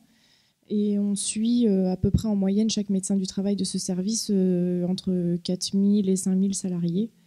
Donc moi, en l'occurrence, 4500 salariés. Donc c'est une activité assez dense. On suit beaucoup de monde et donc avec forcément des pathologies très variées et beaucoup plus qu'on le pense, des pathologies psychiques. Déjà, donc je vous ai parlé du lieu. Un petit mot de la création de ce programme. C'est un programme qui a été créé en 2018 et qui était notamment à l'initiative du premier... Enfin, en fait, depuis 2018, le CRESERC accueille des internes en médecine du travail. Et donc, suite à l'arrivée du premier interne en médecine du travail, il y a eu cette création de programme. Lors de son semestre, donc c'était Marie Gay, lors de ce semestre, elle a beaucoup travaillé sur la création du programme et puis elle a commencé à animer le premier groupe. Et moi, je suis arrivée juste après, et donc j'ai continué l'animation. En gros, le rôle de l'interne de médecine du travail dans ce service, c'est de co-animer, de coordonner l'activité de cette ETP, et puis de proposer aussi des consultations individuelles de conseils, un petit peu comme vous le faites, mais avec nos compétences limitées en termes d'insertion, mais voilà, plutôt un regard médical, mais en tout cas des conseils sur les démarches à effectuer, quels interlocuteurs contacter, et puis bien évidemment le lien aussi avec les médecins du travail des personnes qui venaient nous voir et qui étaient en situation d'arrêt de travail, par exemple, donc qui bénéficiaient déjà d'un suivi avec un médecin du travail, et puis pour répondre à pas mal de questions. Donc c'est un programme qui s'adresse à tout patient adulte présentant une problématique de santé mentale et qui souhaite s'informer ou échanger autour de la question du travail. C'est animé principalement par les internes de médecine du travail. Et quand ils sont absents, c'est les infirmiers qui sont très investis, notamment Elisabeth, qui animent ce programme. On avait aussi auparavant des assistants sociaux. C'est plus le cas actuellement, mais on espère qu'ils se manifesteront pour participer avec nous. Et puis là, très récemment, une stagiaire père aidante qui a apporté aussi un grand intérêt avec son témoignage et son regard en tant que personne concernée par la maladie psychique. Alors l'objectif principal, il n'est pas nécessairement de retrouver un emploi à l'issue du programme. Ça, c'est quand même bien important à comprendre. L'objectif vraiment de ce programme, c'est de s'interroger sur son projet professionnel. Est-ce que je me sens capable de travailler? Est-ce que j'ai envie de travailler? Est-ce que, ok, on y va? Ou est-ce que, non, en fait, pour l'instant, c'est pas ma priorité. Donc l'idée, c'est vraiment d'accompagner les personnes pour y voir un peu plus clair et pour leur permettre de mieux connaître leurs freins, mais aussi leurs forces, qui sont bien souvent sous-estimées. Donc il y a des objectifs plus spécifiques, secondaires, qui là sont assez variables selon les participants, mais donc c'est réfléchir autour de ses propres représentations du monde du travail, améliorer ses connaissances des différents milieux professionnels, on y reviendra après, rencontrer des structures extérieures d'accompagnement ou de maintien dans l'emploi, et puis ainsi renforcer son estime de soi via l'activité en groupe, et puis augmenter sa confiance en soi pour surmonter justement les obstacles à l'insertion professionnelle. Je dispose de combien de temps? Ok, on a le temps. Ça sera pas si long, vous inquiétez pas. Donc, dans une année, on propose à peu près 2 groupes. Bon, je dis on parce que j'ai mon cœur encore là-bas, mais j'y suis pas. Hein, mais excusez-moi, je dis on parce que je me sens encore là-bas. Donc, on propose 2 groupes d'une dizaine de participants par session. Et les sessions durent en moyenne une dizaine de séances, 10 à 11 séances, et on s'adapte en fonction des demandes et des attentes des participants. Donc, comme tout programme d'éducation thérapeutique, on propose un entretien individuel avant la participation au programme, où on réalise un diagnostic éducatif, on fait remplir le questionnaire OITES, je vais y revenir après, peut-être que certains le connaissent, c'est un questionnaire canadien qui évalue les obstacles à l'insertion au travail et sentiments d'efficacité pour les surmonter. Et puis un autre entretien individuel à l'issue du programme où on questionne un petit peu les participants sur leur satisfaction, sur les points à améliorer pour toujours coller à leurs attentes et voilà, augmenter notre efficacité. Et on leur refait remplir le questionnaire OITES et puis là aussi je vous expliquerai pourquoi. Excuse-moi, Claire, on peut faire un petit clin d'œil à Marc Corbière, même s'il n'est pas là. Ah oui, mais on va refaire un gros clin d'œil après. Un gros clin d'œil, ok, oui. Ça marche. Donc, ce sont des séances de 2 heures hebdomadaires. Et puis là, depuis 2022, on propose une séance quad 9, 3 mois après, pour reprendre contact avec les participants. Donc, c'est une séance collective, hein, où ils se retrouvent tous ensemble. Et puis, ça leur permet aussi d'échanger, de faire le point, qui a fait quoi, de se motiver les uns les autres. Et puis, d'avoir un retour aussi, parce que pour nous, c'est intéressant. Et d'avoir leur retour aussi sur le programme un petit peu à distance, pour encore une fois, s'améliorer et coller au mieux à leurs attentes et à leurs besoins. Et puis, à l'avenir, on s'était aussi questionné sur la possibilité de leur proposer des entretiens individuels de soutien à distance du cycle. Mais là encore, c'est sous réserve de présence d'un interne en médecine du travail pour soutenir le maintien dans l'emploi pour ceux qui ont retrouvé un poste ou soutenir le projet d'insertion professionnelle pour ceux qui le souhaitent.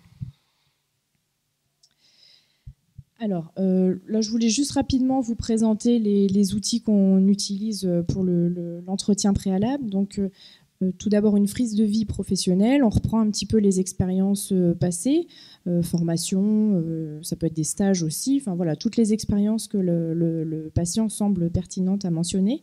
On parle de l'évaluation de cette expérience, comment ça s'est passé, puis on met en corrélation aussi l'aspect santé médicale. Est-ce qu'il y a eu des hospitalisations? Est-ce qu'il y a eu des nouveaux traitements? Est-ce qu'il y a eu, voilà, de façon parallèle, enfin on met en parallèle l'expérience, l'évaluation de l'expérience du patient et puis sur le plan aussi santé, qu'est-ce qui s'est passé à ce moment-là. Et puis on aborde aussi évidemment les points d'avenir, quels sont leurs souhaits et leurs envies. Je ne l'ai pas mentionné là dans le diaporama, mais on a un questionnaire vraiment assez complet sur toute une partie santé, toute une partie formation, toute une partie sociale. Voilà, est-ce qu'ils sont entourés ou pas? Enfin, il y a un questionnaire que je n'ai pas inclus. Là, je voulais juste vous montrer les outils, mais on peut en parler bien sûr après.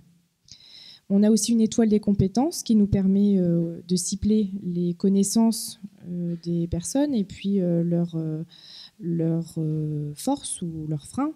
Donc, si on a le temps, on peut les lire un petit peu tous. Je me sens capable de m'adapter aux exigences d'un employeur, par exemple. Donc, la personne est invitée à répondre vers le centre, non, et puis vers le bout de la flèche, oui. Je me sens à l'aise avec l'idée de passer un entretien d'embauche. Je me sens capable d'être en relation avec des collègues de travail dans le cadre de mes tâches de travail. Je me sens capable d'être en relation avec des collègues de travail lors des pauses, café et temps de repas. Je me sens capable de trouver un équilibre vie pro, vie perso. Je connais mes droits concernant le cumul des ressources, par exemple pension d'invalidité, AAH, salaire. Je connais l'intérêt de la RQTH. Je connais les principales différences entre milieu protégé et milieu ordinaire. J'ai identifié un ou des structures susceptibles de m'accompagner dans mon projet. Et j'arrive à me projeter concrètement dans un projet professionnel. Ça, c'est une étoile des compétences assez récente. On l'a adaptée en fonction des réels besoins des personnes. Hein. C'est ça aussi l'éducation thérapeutique. On bouge, quoi. Enfin, on s'adapte en fonction de la situation, en fonction des retours des personnes, et puis pour améliorer toujours le programme et voilà, coller aux thématiques attendues. Alors, le questionnaire OITES, donc là, premier clin d'œil à Marc Corbière. Donc, c'est un psychologue du travail, si je ne dis pas de bêtises, professeur à l'Université de Québec, au Canada, qui a mis en place un questionnaire listant 56 obstacles à l'insertion au travail. C'est un questionnaire qui s'adresse exclusivement à des personnes qui vivent avec des problématiques psychiques. Il y a un autre questionnaire qui ressemble un petit peu, qui s'appelle Orthez. Alors, je ne vous dirai pas le détail de toutes les lettres, mais en gros, qui concerne des personnes qui sont en arrêt maladie, alors que OITES concerne des personnes qui ne sont pas en emploi. Donc, ce questionnaire 56 obstacles, il est quand même assez long. Il est fait en 2 parties, donc ça peut vite doubler le nombre de questions. Une première partie A, qui évalue le niveau d'intensité de l'obstacle proposé. Je vous montrerai un exemple après. Et si pour le patient, cette proposition représente un obstacle, alors il est invité à répondre à la partie B. Donc la partie B dépend vraiment de la réponse à la partie A. Sur la partie B, on questionne le patient. Vous sentez-vous capable de surmonter cet obstacle? 1, pas du tout capable. 7, tout à fait capable. Je crois que j'ai un exemple juste après. Voilà, je vous montre comment il se présente. Donc, il y a quand même 13 pages. C'est vrai que pour des patients avec une problématique psychique, psychiatrique, nous, pour notre population, là au Crézerc, beaucoup de schizophrénie, c'est pas toujours facile. de se concentrer aussi longtemps, de comprendre en plus la subtilité, parce qu'au Canada, les termes ne sont pas toujours les mêmes. Et puis, il y a quand même un point important, c'est que dans la partie A, l'obstacle, par exemple un obstacle qui est plutôt faible, donc 2, 3, va être coté inversement proportionnel de l'autre côté, souvent, c'est-à-dire que la personne se sentira bien capable de surmonter. Donc une gymnastique intellectuelle, cognitive, qui est, même pour nous, pas toujours évidente. Alors pour une personne qui a des traitements, qui est ralentie, qui a du mal à se concentrer, c'est pas toujours facile. Mais bon, on l'a fait rempli, c'est quand même un questionnaire vraiment très intéressant. Donc, juste qu'on facilite la lecture pour nous, parce que je te rejoins complètement, Clarence, il est très long à faire, selon les personnes, c'est assez compliqué. C'est de masquer les parties extérieures des numéros, c'est Marc Corbière qui le dit lui-même, de manière à ce qu'on identifie uniquement les plus gros obstacles avec les difficultés les plus importantes à surmonter. Comme ça, les autres, on estime que ce sera plutôt secondaire. J'ai oublié de vous dire aussi, donc les 56 items, on peut les regrouper en 7 dimensions. J'y reviendrai un petit peu après. Donc obstacles externes, santé et médicaments, des obstacles personnels, motivation, compétences, des choses comme ça. Donc ça permet aussi, dans l'analyse de ce questionnaire, de faire ressortir quand même des dimensions qui sont plus ou moins impactées chez les patients, de pouvoir aussi les accompagner au mieux en ciblant les obstacles réels pour eux. Alors, les différentes thématiques qu'on aborde dans ce programme, elles sont variées. Il y a les représentations individuelles du travail, on utilise un photolangage. Ça, c'est très apprécié. On le fait en tout début de programme. Ça permet c'est un bon brise-glace. Souvent, c'est très apprécié. On parle de l'organisation d'une journée de travail. Ça, c'est pas toujours facile pour des personnes en situation de handicap psychique. Organiser sa journée de travail, c'est l'organiser dès le réveil. À quelle heure on met son réveil, les transports, tout anticiper, tout préparer, les repas, les pauses, etc. Donc on aborde cette thématique. On parle du milieu ordinaire, le milieu protégé, comment on accède à l'un, à l'autre, dans quelle situation le milieu protégé peut être intéressant. On aborde des thématiques médico-sociales, la RQTH, quels sont ses avantages, quels sont les intérêts. On casse un peu les fausses croyances autour de la RQTH. On parle de l'invalidité, qui est souvent confondue avec l'inaptitude. Enfin, voilà, on aborde différentes thématiques. On parle du temps partiel thérapeutique. On parle du rôle du médecin du travail, de la confidentialité. Ça, j'insiste beaucoup là-dessus, parce qu'il y a cette croyance que le médecin du travail raconte tout à l'employeur. Et c'est loin d'être le cas. Enfin, j'espère en tout cas que ce n'est pas le cas. On parle de l'aménagement de poste. Ça, les gens parfois ne savent pas que ça existe, qu'on peut aménager les horaires, on peut aménager l'organisation, on peut faire quand même pas mal de choses. En tout cas, c'est intéressant de se questionner là-dessus. On aborde les obstacles, les principaux obstacles qui ont été soulevés par les patients du groupe en question. On les aide à identifier leurs compétences, leurs forces, leurs ressources, leurs besoins. Et puis on rencontre des structures d'aide à l'insertion professionnelle comme le Clubhouse, Cap Emploi, le CEAP de Psy Active, Emploi Accompagné 44 et Passerelle pour l'Emploi, de l'ADAPI 44, et puis le CRP de la Tourmaline aussi. On est ouvert à d'autres propositions, 3 petits points. On apporte aussi des conseils pour la rédaction du CV et la lettre de motivation.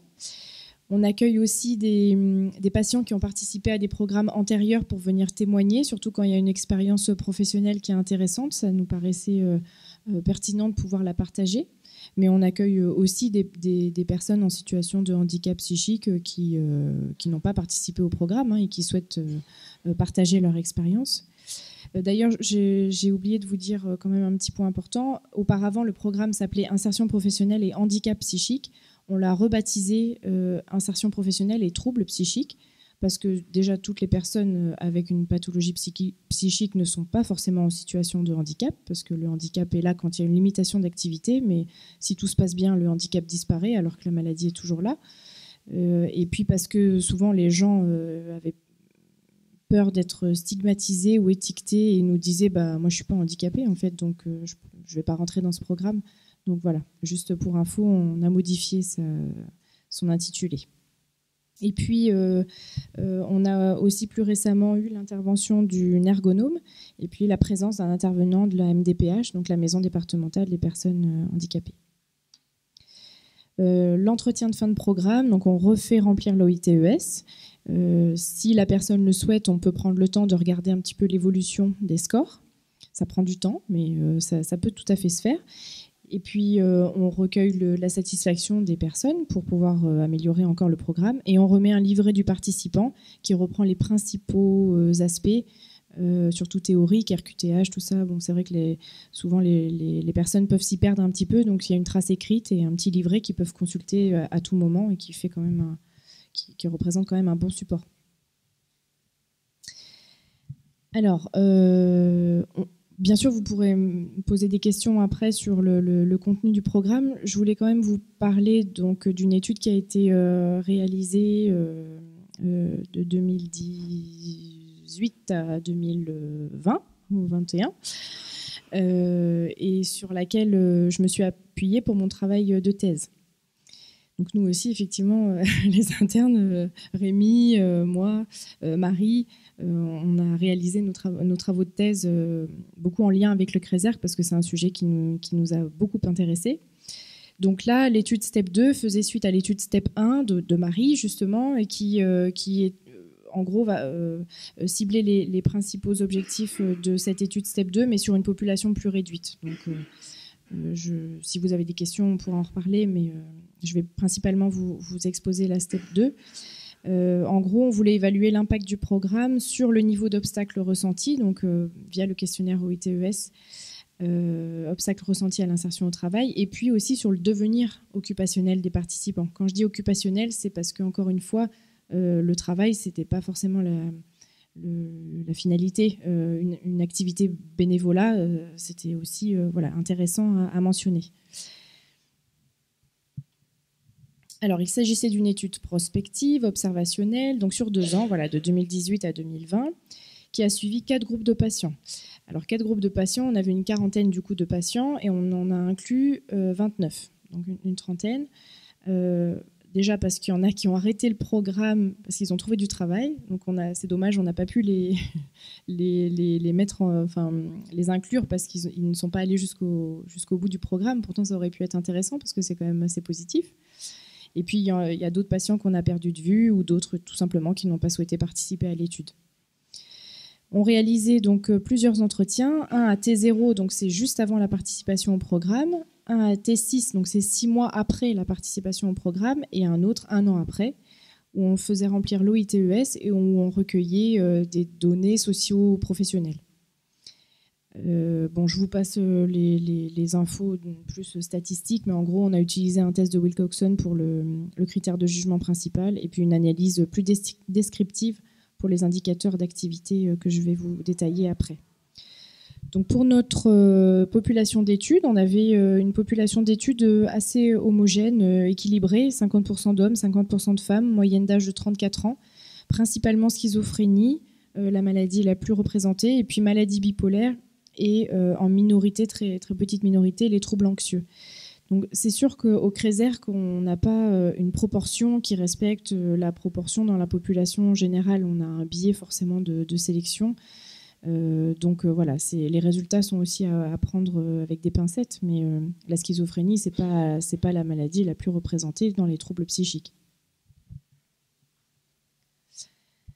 Alors, concernant l'évolution des scores de l'OITES, regroupés par dimension, parce que s'il avait fallu faire les 56 items, ça aurait été compliqué sur le plan statistique. Donc, on a regroupé sous forme de dimension. Globalement, visuellement, on a eu une diminution du niveau d'obstacles ressentis sur l'ensemble des dimensions, de façon statistiquement significative sur la dimension F2, qui était relative aux obstacles externes. Concernant les indicateurs d'activité, on s'est intéressé au nombre de patients en activité. Alors, durant l'année N-1, ils étaient 7, durant l'année N+1, 19. Donc ça, on était quand même assez contents. Principalement sur l'activité de bénévolat, qui a le plus profité à ce retour en activité. On s'est aussi intéressé à la durée totale cumulée en activité, parce qu'on peut avoir peu de patients, mais finalement ces patients-là, avec une forte durée de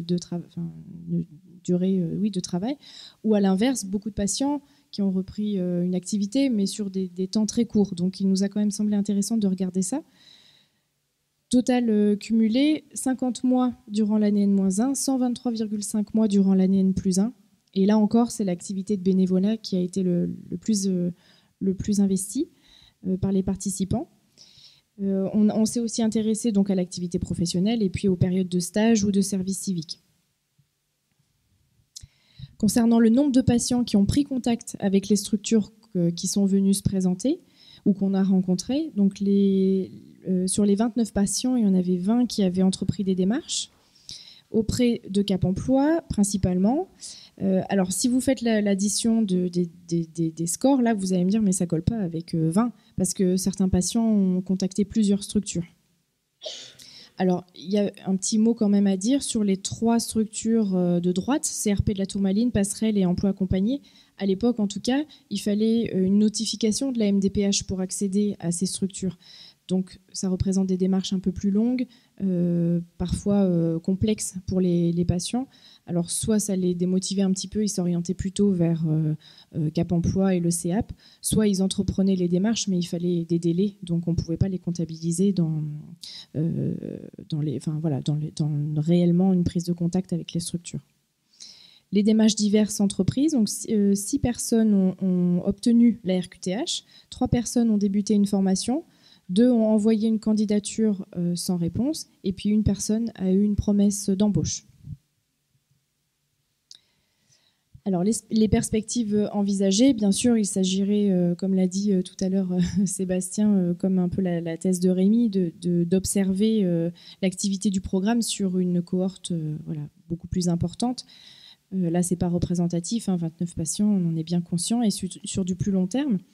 On pourrait aussi combiner plusieurs stratégies thérapeutiques. En plus, au CRESERC, donc, on propose la remédiation cognitive, donc on pourrait combiner ces stratégies. Pourquoi pas faire des modules spécifiques?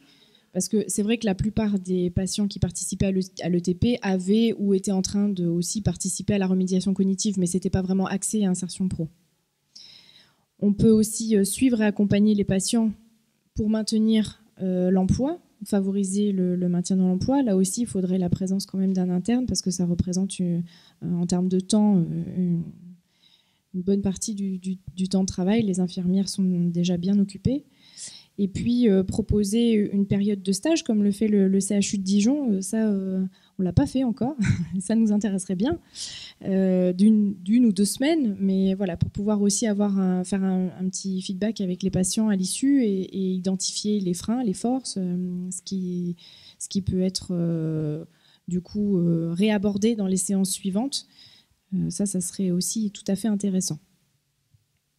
Alors, je n'ai pas abordé les limites, mais il y en a beaucoup. On peut en débattre ensuite tous ensemble. Je ne voulais pas être trop longue, donc j'espère que ça allait au niveau temps. Alors, en conclusion, ça va? On est bon? En conclusion, donc l'ETP Insertion Pro et handicap psychique semble être quand même en cohérence avec les attentes des usagers du CRESERC, qui expriment vraiment souvent ce besoin d'être accompagnés sur la question du travail.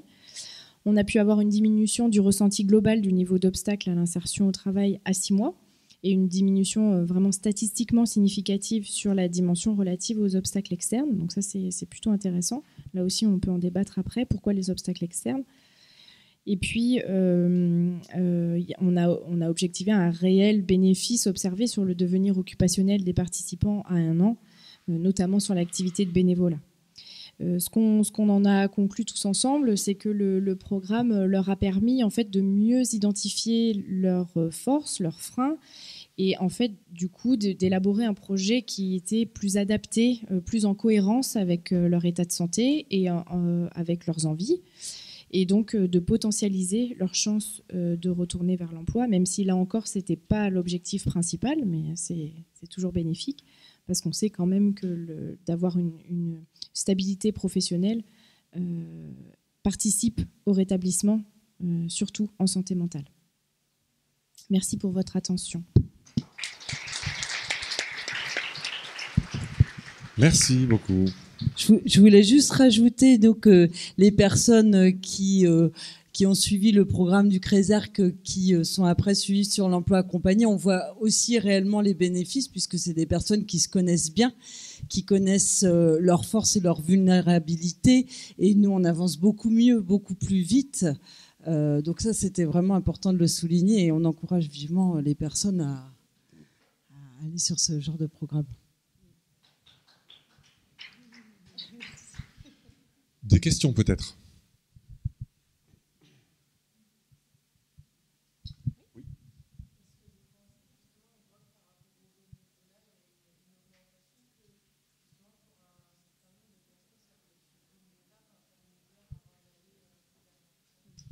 Tout à fait. Est-ce que le bénévolat est Un une étape vers tremplin. l'emploi? Je Oui, répète pour oui. le bénévolat, étape pour l'emploi dit plus classique, quoi. Oui. Et d'ailleurs, c'est ce qu'on les encourage souvent à faire. Comme je vous disais tout à l'heure, on les accompagne aussi sur le plan individuel, les internes de santé au travail. Et donc, souvent, la première étape, surtout parce que là, on accompagne beaucoup de personnes qui sont très éloignées de l'emploi, soit qui n'ont jamais travaillé, soit qui ont travaillé mais il y a plusieurs années, ou qui sont plus du tout dans la dynamique de retour au travail, en tout cas. Donc, on les encourage souvent pas mal à justement expérimenter une activité de bénévolat, pour pouvoir déjà cibler leur temps de travail, pouvoir se positionner par rapport à ça. Est-ce que je suis capable de tenir un temps plein? Est-ce que je m'oriente plutôt vers un temps partiel? Qu'est-ce qui me met vraiment en difficulté? Voilà, il n'y a pas le même enjeu que dans une activité salariale classique. En plus, ça leur permet aussi de découvrir d'autres secteurs d'activité. Souvent, c'est aussi une demande de leur part d'avoir un sentiment d'utilité, de reconnaissance. Et puis ça rythme les journées, c'est bénéfique sur tout un tas de plans. Donc oui, tout à fait, ça peut être un bon tremplin pour le retour au travail ou l'accès à l'emploi. Ça peut, mais ça n'a pas été mesuré encore. Non. Puis bon, là, c'est plus une étude de faisabilité, c'est pas non plus, c'est sur 29 participations, il faut encore une fois prendre des pincettes.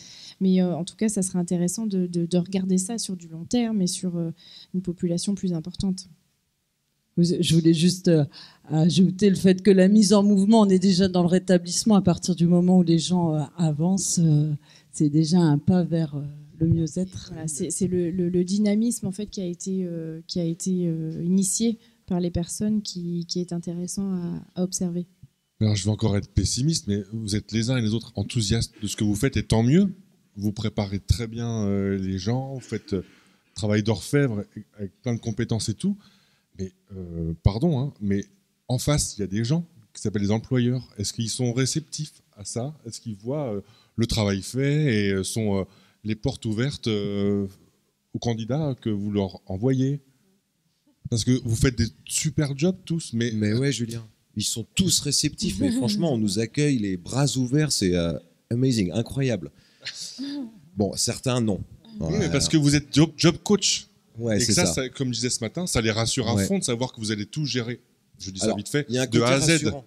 Ouais, clairement, il y a un côté rassurant. Les employeurs, c'est des gens en fait, comme nous tous, et il y en a qui vont avoir des valeurs d'écoute, de bienveillance et qui vont réussir à se sentir un peu en sécurité, parce que l'employeur, en gros, son taf à lui, c'est de recruter des gens qui vont bien se caler dans l'équipe et qui vont faire le job pour lequel ils vont être payés ensuite. Voilà, c'est ça. Donc nous, charge à nous un peu de les rassurer, ces employeurs, sur ces aspects-là, et puis de dire au début, voilà, il y aura peut-être un peu des hauts et des bas, mais on sera là.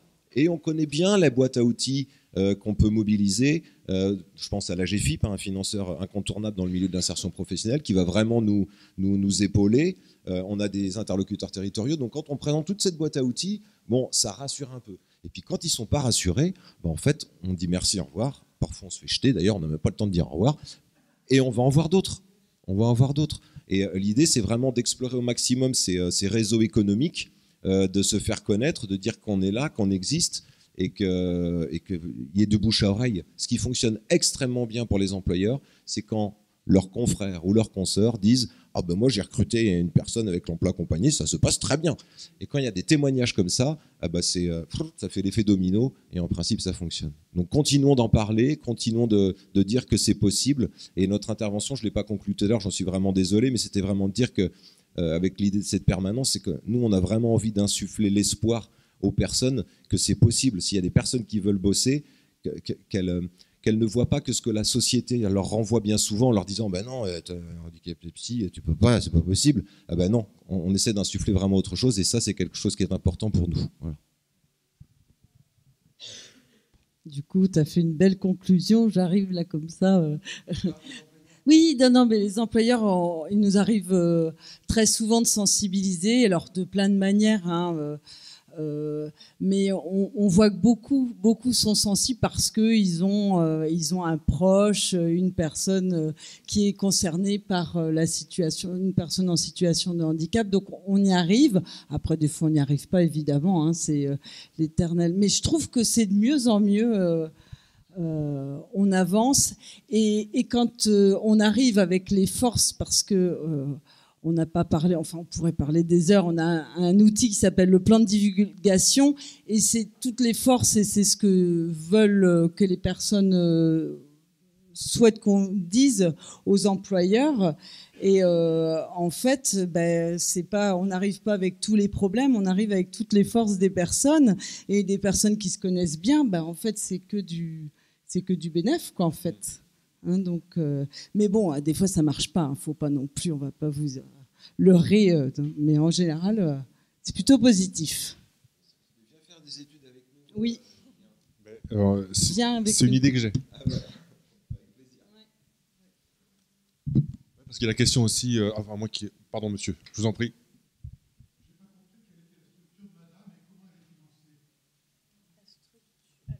Le CRESERC, c'est un service du CHU. Ah oui, alors, attendez, je vais mettre le support écrit. C'est le centre référent en soins d'éducation thérapeutique et de remédiation cognitive. Donc c'est un service, voilà, les patients appellent ou les médecins orientent et les personnes contactent en disant voilà, je suis intéressée par tel programme, tel accompagnement, et donc on les reçoit une première fois en consultation pluridisciplinaire avec les infirmiers et psychiatres, et puis après on leur propose les programmes au sein du CRESERC, et donc on les oriente vers des programmes adaptés. Mais c'est un service du CHU, comme un autre service de psychiatrie. Voilà. Oui, c'est un centre de réhab, voilà. Oui.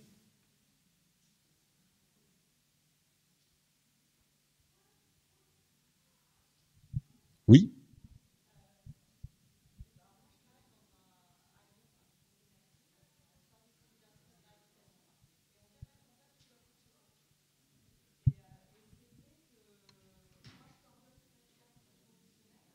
Pardon madame, on vous entend mal. Je vous invite à venir prendre le micro. Ouais, nous, on aime bien quand vous venez avec nous.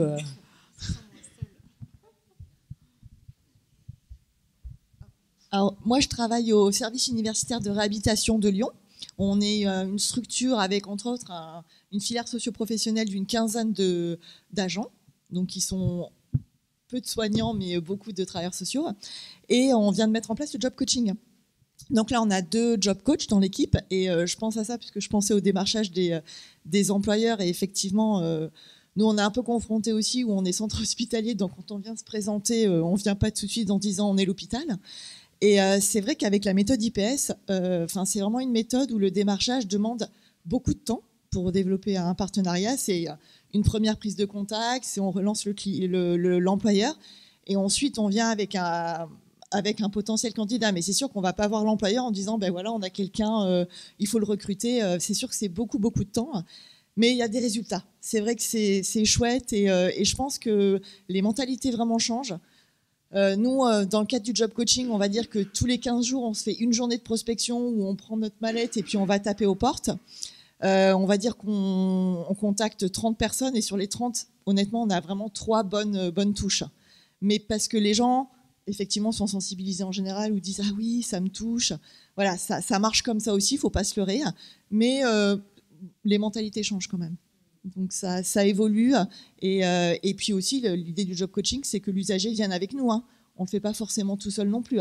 Donc voilà, c'est vraiment une démarche d'équipe. Non, c'est formé par les Américains. Paris PS Works. Voilà. Alors non, c'était moins cher. Alors on a fait, non, c'était en e-learning. C'est pas le top. Non, c'était. Mais bon, voilà, on est formé comme ça. Voilà, on fait ce qu'on peut. Hein. Donc voilà. Merci pour votre témoignage. Oui, madame.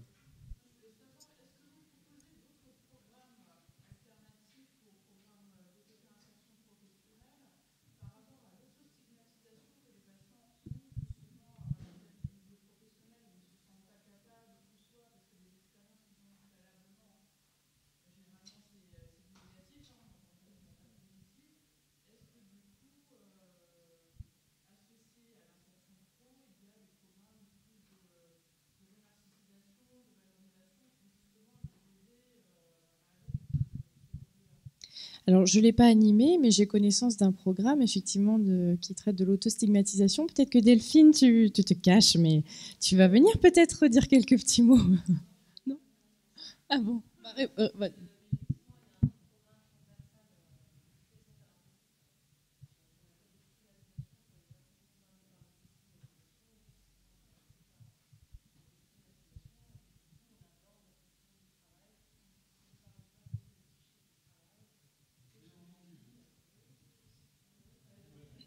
Non, il faut que vous veniez en fait, c'est plus simple. En plus, je voulais pas au début, puis je suis là, alors bon.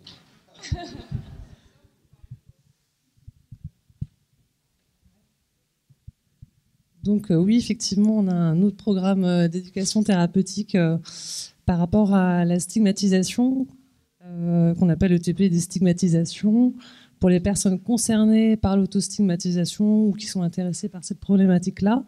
Ou sur une séance, on va parler de la divulgation des troubles psychiques et est-ce que j'en parle ou pas à mon travail, qu'est-ce que je dis, qu'est-ce que je dis pas, enfin, est-ce que je dois le faire ou pas, est-ce que j'en parle aux collègues ou jusqu'au médecin du travail ou à mon employeur. Je ne l'ai pas noté dans les thématiques abordées, mais c'est aussi une thématique qu'on aborde dans le TP Insertion Pro. La question de la divulgation, voilà. Et on continue de l'aborder, nous, plusieurs fois, parce que c'est la question récurrente.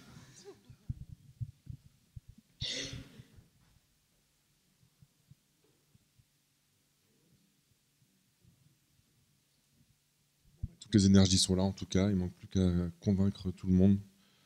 Et les autres, ceux qui manquent, moi je reviens sur les employeurs. Parce que dans tout ce que j'ai lu, je reviens juste une seconde. Dans tout ce que j'ai lu, on disait, mais tout le monde est prêt. Il y a des job coachs, il y a des gens qui sont des candidats super motivés, mais en face, il y a des gens qui ne sont pas prêts, en fait. Alors si, dans les discours, vous disiez, c'est dans les mentalités maintenant, vous ouvrez un micro, vous demandez, et le handicap, vous en pensez quoi?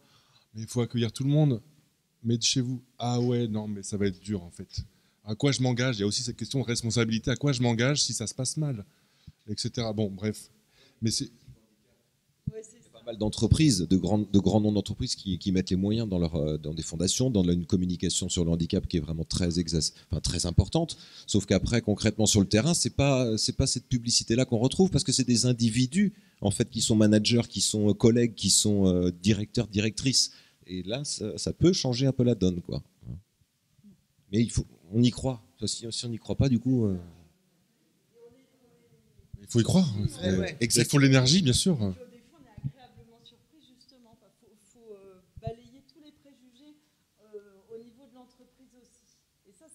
Surtout quand on vient de l'insertion, se dire qu'il faut à chaque fois on y va et on peut être très étonné aussi.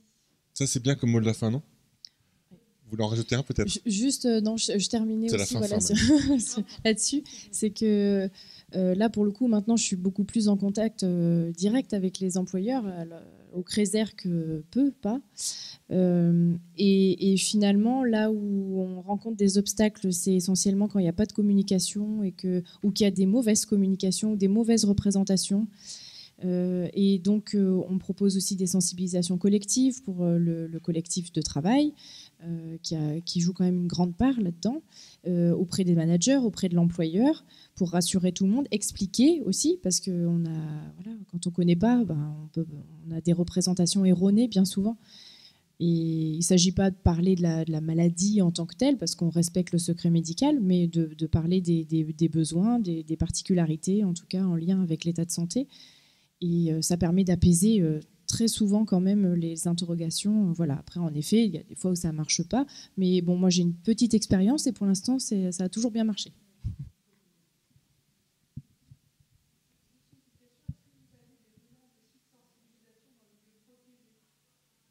Alors, moi, je ne suis pas d'entreprise du milieu protégé.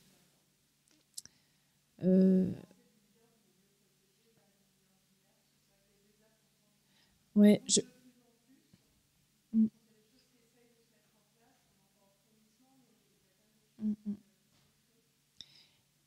à ma connaissance, les ESAT sont plutôt suivis par le régime agricole, non?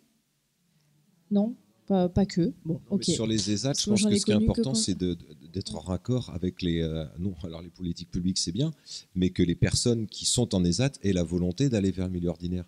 Parce que là où il y a encore une marche extrêmement importante à franchir, et là je vais corroborer ce que tu dis, Julien, c'est que les employeurs, alors là, le public ESAT, ils en sont à des années-lumière, quoi. Handicap psychique, ça y est, on commence à toucher quelque chose d'un peu positif, mais le public en ESAT, là, il y a des représentations qui sont en dehors de la réalité. Mais oui. Ah ouais.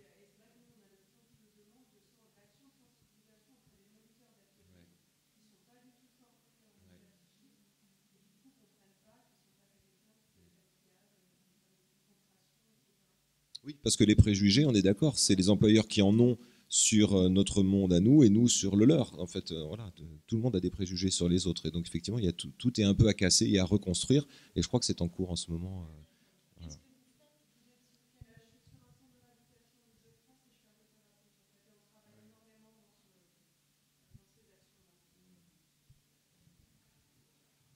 Il y a des ESAT de transition qui existent pour ça. Ouais, voilà.